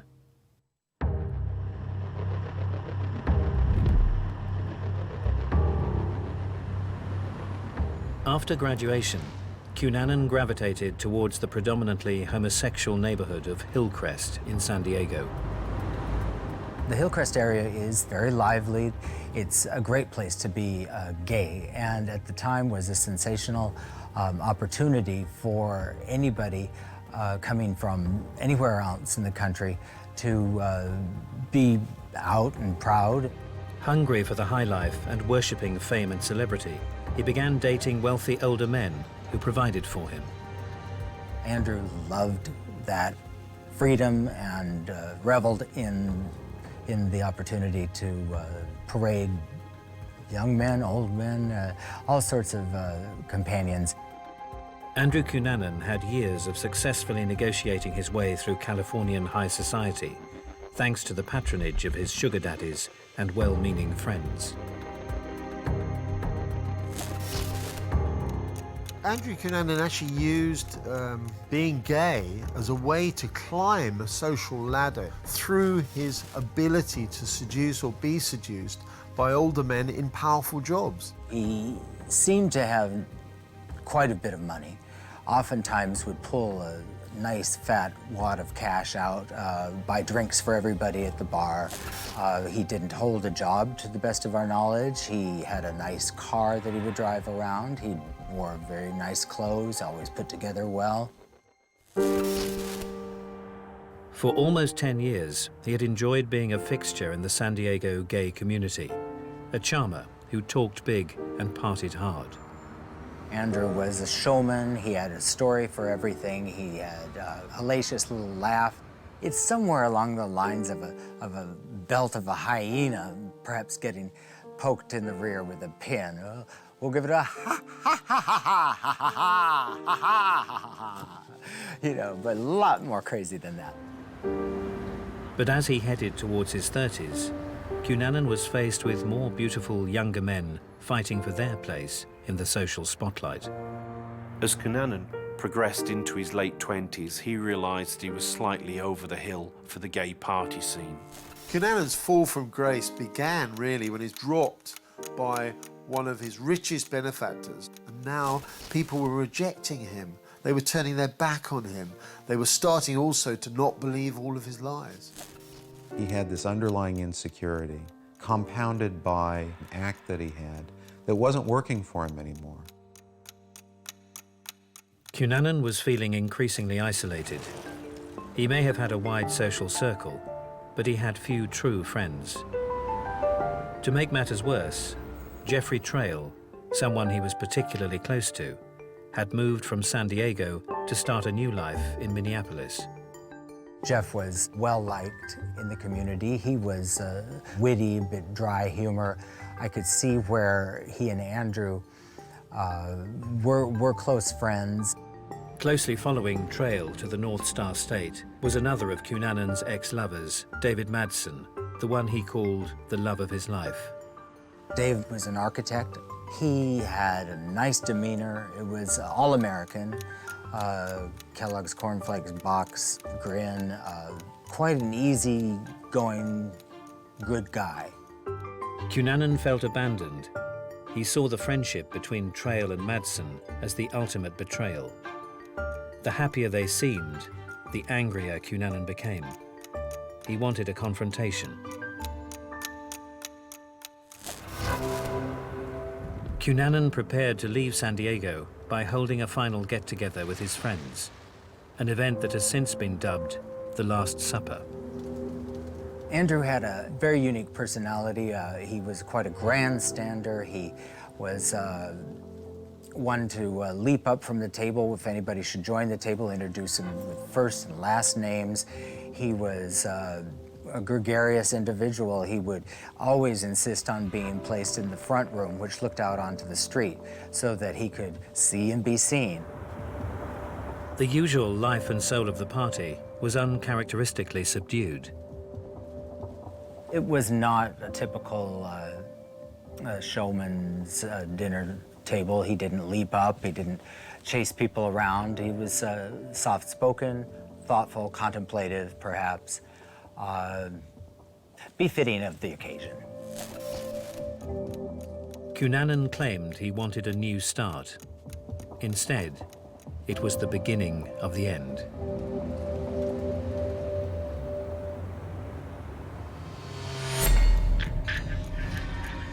April the 25th, 1997, Minneapolis, Minnesota. And Cunanan arrives from San Diego for a weekend stay at Madsen's apartment. Madsen picked him up from the airport. Many people were concerned and warned Madsen that Cunanan didn't seem himself. He said that he just needed to sort himself out and needed a place to stay. Jennifer Weiberg was the caretaker of Harmony Lofts in Minneapolis, where David Madsen lived. I actually encountered David Madsen and his friend that he introduced me to, who was Andrew.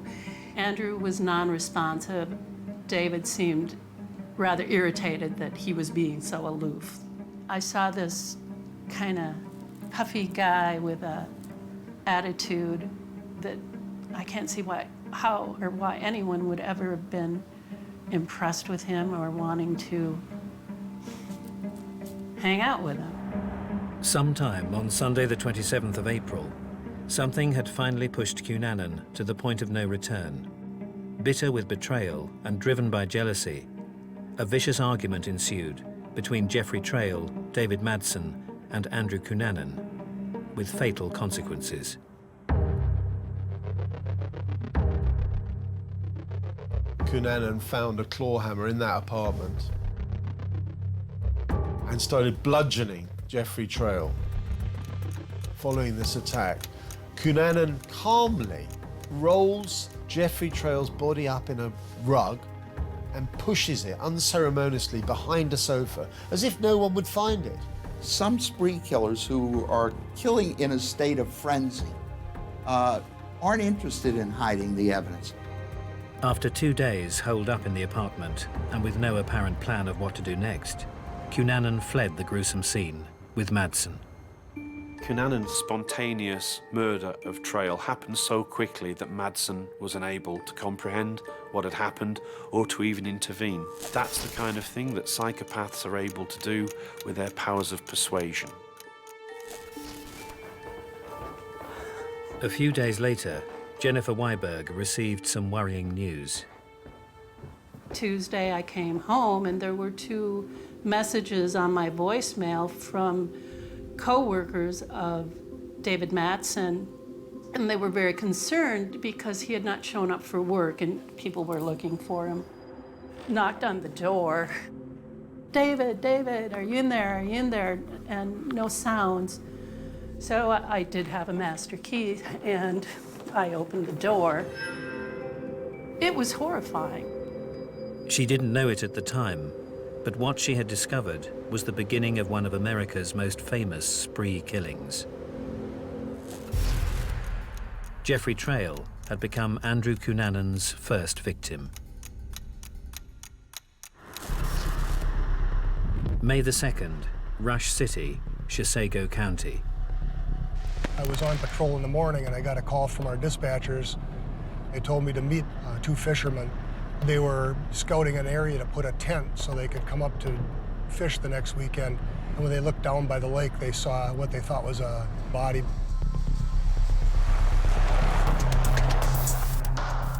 This is the crime scene. The fisherman stopped right about here and just pointed down toward the lake where they said the body was. He was like right there, boom.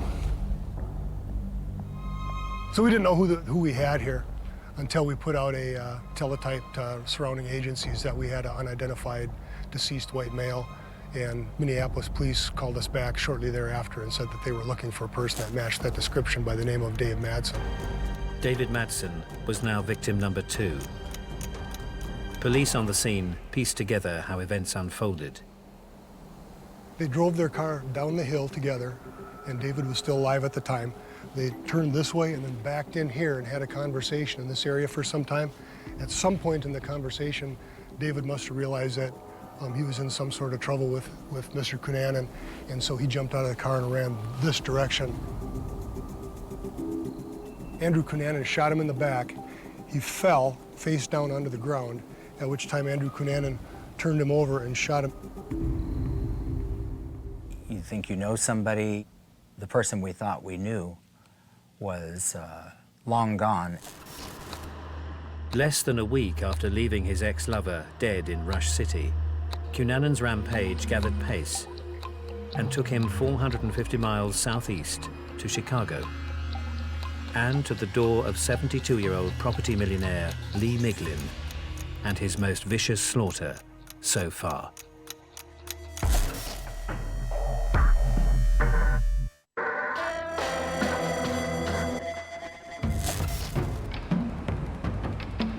Andrew Cunanan's killing spree had begun in Minneapolis, where he had bludgeoned to death his first victim, Jeffrey Trail. 60 miles north, and former lover David Madsen had lost his life on the banks of Rush Lake. Now Cunanan's rampage would take an even darker turn. May the 3rd, Chicago, Illinois. Lee Miglin was a wealthy property developer, well respected and well recognized in the city. No one is sure what drove Cunanan to his door, although some speculate that they had met years before in California. Whatever Cunanan's motivation, revenge, retribution, or simply robbery, at some point over that May weekend, Miglin succumbed to what his elderly mother described as a worse death than Christ. Cunanan overpowered Mr. Miglin, tied him up, put a sheet over him and tortured him. This was a very cruel death. In fact, in some ways, much crueler than the death of his 2 friends earlier. The way that Cunanan killed Mr. Miglin is quite different from how spree killers often kill their victims. This was not an indiscriminate shooting. This took thought, and he took pleasure from this, and he engaged in overkill. He'd now crossed the Rubicon and was killing for the pleasure. Lee Miglin had become Andrew Cunanan's 3rd victim. And now the FBI had entered the chase. 3 dead bodies had earned Cunanan the label armed and extremely dangerous. He continued to evade capture, despite the trace on Miglin's car phone. Cunanan takes off in Miglin's Lexus. Police are able to establish the movement of the car through its phone, which Cunanan has started using. A countrywide APB had been issued for Cunanan's arrest.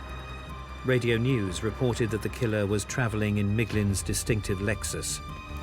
Cunanan needed another vehicle at any cost.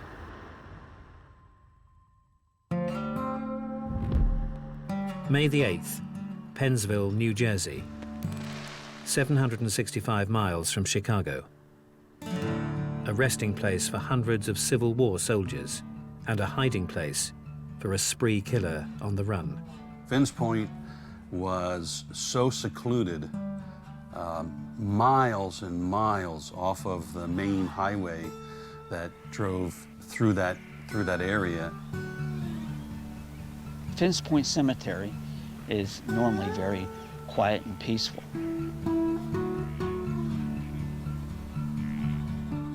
Cemetery caretaker William Reese had worked at Finns Point for 15 years.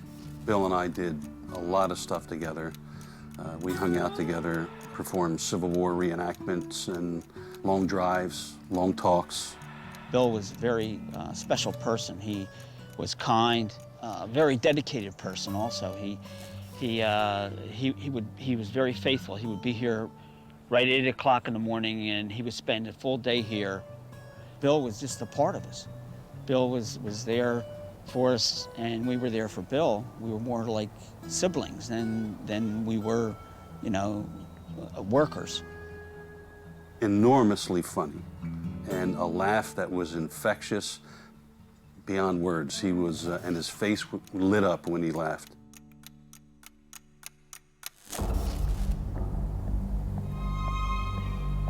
It was a cool, dark day that I remember, and it was, you know, I had to, when I left, I don't know why I had a feeling, but I had a feeling there was something wrong. I was sitting in the living room, and my wife and kids were on the couch. It was near evening.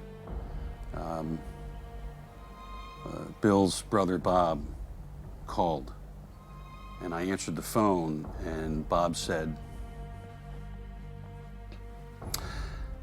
I don't know how to say this, but Bill was shot and killed. And then just kind of went numb. Cemetery caretaker William Reese had become Cunanan's fourth victim.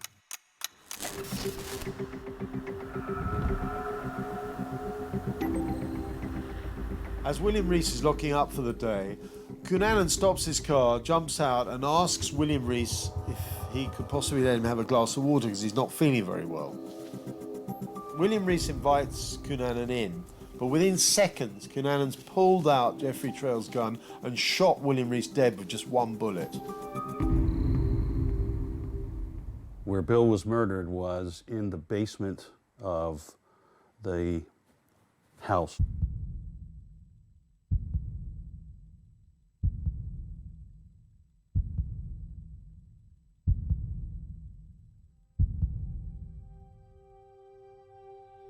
I haven't been into that building since this happened. I don't think I could go back into that building after Bill was shot and killed there. Even 16 years doesn't change things.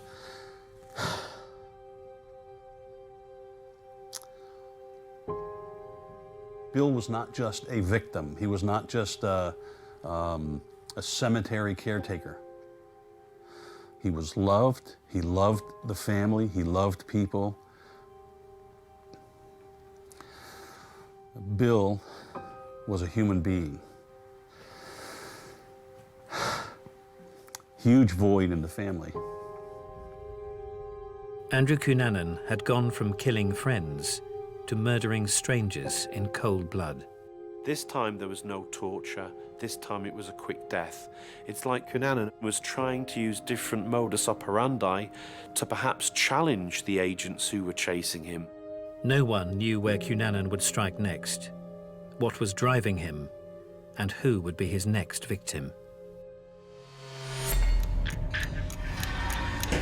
May the 12th, 1997. Andrew Cunanan had arrived in Miami, Florida.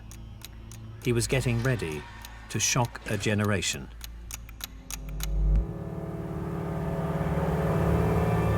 Miami was the perfect place to harbor a chameleon like Cunanan. You know, every killer who commits multiple homicide has a comfort zone. Most spree killers don't travel. They stay within their own community because they know that place, they understand it better, and they're able to get away with murder. There are exceptions. Andrew Cunanan was no multiple personality, but he had a skill that very few people do have, and that is he could change his appearance to look like dozens of other people. Cunanan is America's most wanted man, yet he hides in plain sight. He makes no attempt to disguise himself. He makes no attempt to hide out in the latest car he's stolen. It's hard to say if Cunanan was asking to be caught, but I certainly think he was asking to have a showdown. He was asking to have his day of glory. He'd paid for a month's rent in advance, staying at the Normandy Plaza, a once swish hotel in the 50s. and he was living in plain sight around the beaches of Miami. He needed some funds, and he decided to go to a pawn shop where he would exchange one of the gold coins he took from Mr. Miglin's house for $200 cash. He was obliged to provide 2 pieces of ID. The only ID he had was his real name and the real address where he was staying at the Normandy Plaza, which he gave. Yet again, Cunanan had taken a risk and got away with it. The pawn shop passed on the forms as required to the Miami police, where they lay on a desk unnoticed. There was really nobody looking for him here. Nobody thought he was here. He really was here out and about like a normal citizen, minding his own business for at least 2 months that we know. Andrew Cunanan lived and loitered in Miami until the middle of July. Now he was ready to claim the most famous victim of his notorious spree. During Cunanan's heyday in San Diego, he was often heard boasting about his time spent with famous fashion designer Gianni Versace. Andrew had always talked about celebrities that he rubbed elbows with and couldn't wait to tell us about his chance encounter and meeting fashion designer Gianni Versace. We laughed and we said, well, good for you, isn't that something? Another tall tale, did he really meet him? Did they hang out in a limo and club it all night? Maybe yes, maybe no. It could be seen perhaps that Cunanan targeted Versace because it was an argument, it was an element of self-loathing against being homosexual and the gay community that he'd now turned against. There was also the belief that Cunanan thought he had HIV and he wanted to take it out on a symbolism for the homosexual culture. Versace would be an ideal target that would bring everything together in one tumultuous storm.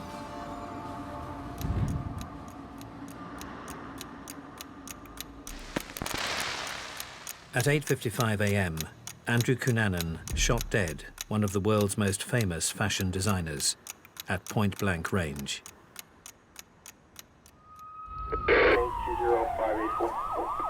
Cunanan was now the most wanted man in the world, and a massive police hunt had begun.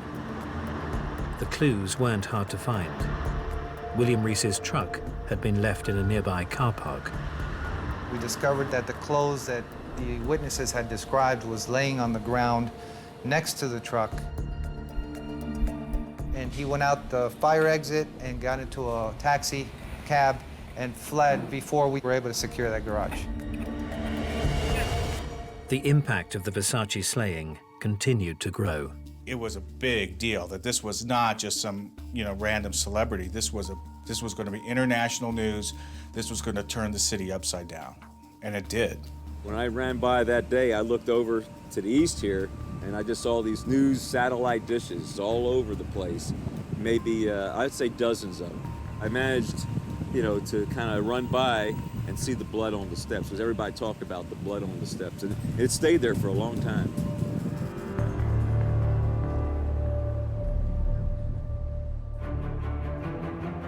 Played out in the spotlight of rolling news, the global media soaked up the breaking story. We quickly shut down the city before Andrew Cunanan was able to leave, so we were fairly convinced that he was still in Miami Beach. It was a huge manhunt. Everything stopped in Miami. Everything was focused on this manhunt. And everybody descended upon South Beach. International news, and we basically stayed at the police station, 24/7. It was just crazy. I mean, it became a media circus. I mean, the police were coming in, asking questions. It was so much activity on Ocean Drive, and the cameras and the people, and there was still the fear. The warmth of the Miami streets was replaced by cold dread and panic.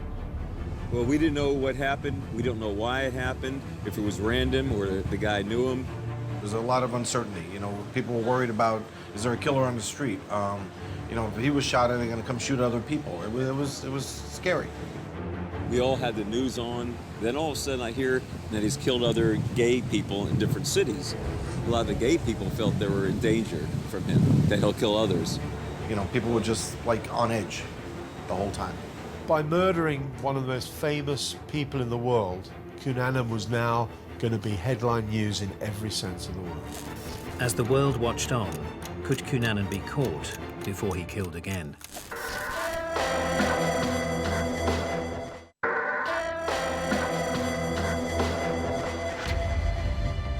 In 1997, a vicious spree killer had been terrorizing America on a 2,000-mile, 3-month bloody rampage. Andrew Cunanan had just claimed his 5th victim, gunning down the world-famous fashion designer Gianni Versace on the steps of his South Beach mansion in broad daylight.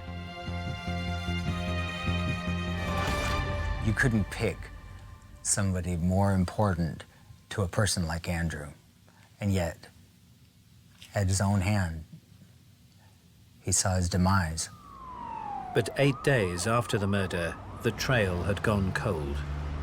Putting his face out there was a difficult task. I remember we came up with a photo lineup of about 6 different Andrew Cunanan, and we put it out on a poster for the media to help assist us with locating him, and that's how the leads came in. It was just a massive manhunt, and it was almost unfathomable that he could not find this guy. Yet, he was such a chameleon and blended in so well that there was more than 1 or 2 times that I thought I saw him. Was it him? I don't know. The day I saw Cunanan, the beach was really kind of empty, nobody around, and this one guy was sitting on the rail. And he was just sitting there staring at me for a good 15 minutes, 20 minutes. It was kind of eerie in a way. So I opened my window and I said, "You have a freaking problem?" And he just looked at me and then he walked away. And when I went home that night, I looked on Channel 7 News and I looked and I saw, and that's when I knew it was him.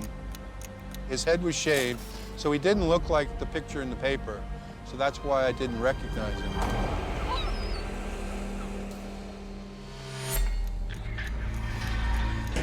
Wednesday, the 23rd of July, 1997, Ocean Drive, Miami.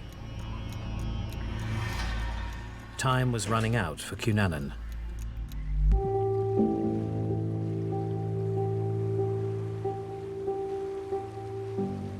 Caretaker Fernando Carrera had stopped by to check on a vacant Indian Creek houseboat moored 2.5 miles from Versace's mansion on Ocean Drive.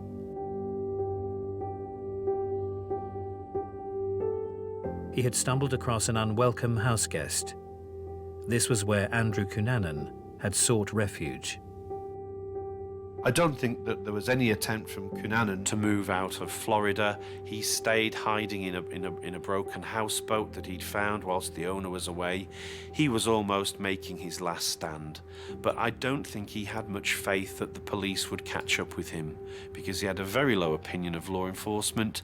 They were clearly inferior to him, and they'd not done a very good job of catching up with him so far.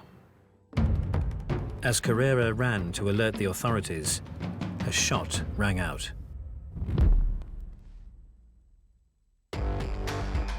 When that call came in, it was a shots fired call. Everybody just knew this had to be it.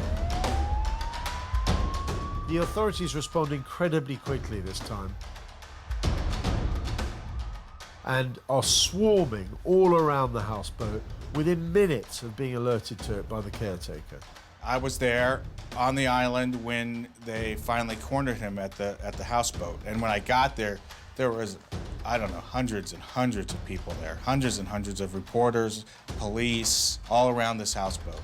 After a standoff of a couple of hours, during which there's no reaction from Cunanan, they decide to lob tear gas into the vessel. It was live media coverage, 24/7 almost. Everyone was glued to the news. It was crazy to watch. We were watching that on TV, kind of, sitting in the conference room watching that on TV as it unfolded, because we didn't know how it was going to end at that time. The nightmare ended, caught on 1,000 cameras in the full glare of the media spotlight. Myself and an FBI agent were the first ones inside. He hadn't shot at the caretaker, he had killed himself. Cunanan's death, he shot himself before the police could get to him, and he shot himself wearing a pair of shorts in a double bed with a single gunshot to the right side of his head. He was in control over how he would go. Nobody else was going to take his life or take his liberty, and he chose a very Hollywood, glamorous, almost homoerotic way to die. The reign of terror brought upon us by Andrew Cunanan is over. I'm exhausted. The adrenaline has been pumping for hours, and I'm realizing that this story that we've basically been living with is over. I think he was on a suicidal rampage to begin with. I think Cunanan had intended from the beginning to kill himself. But first, he was going to get even with all those wealthy men and those concepts of wealthy men, like Versace. The kind of things Andrew wished for, the kind of places that he put himself, the kind of stories he told us, they were stories of somebody else's life, somebody that I guess we'll never know. Cunanan's death brought with it a mix of emotions for those who had been affected by his brutal spree.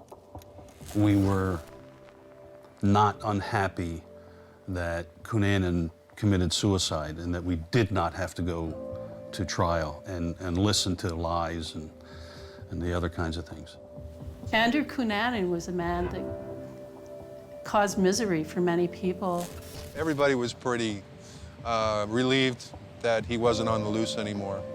Well, I'm thankful that the taxpayers are not keeping him alive in prison. Andrew Cunanan had journeyed from being his father's precocious protege to the class clown with a fabricated family background, to the enigmatic life and soul of every party he attended, and finally, to one of the most brutal spree killers in American history. Andrew Cunanan had to be the center of attention. In his school yearbook, next to his picture, he prophetically wrote, "Après moi le déluge," simply put, "After me, the storm." Yet the question remained, why did Andrew Cunanan have murder in mind? And what drove him to his killing spree? Andrew was over the top in every way. He was over the top in his affect, his personality, and he was over the top when it came to killing. Well, Andrew Cunanan was a unique spree killer. He had created a false identity. He had created a false image in his mind. And when that shattered, he shattered. And he kind of left pieces of himself as he went from murder to murder to murder. He couldn't handle the fact that he'd once been the glamorous doyen of the gay party circuit, and now he was alone, putting on weight, slowly losing his hair, and possibly had HIV.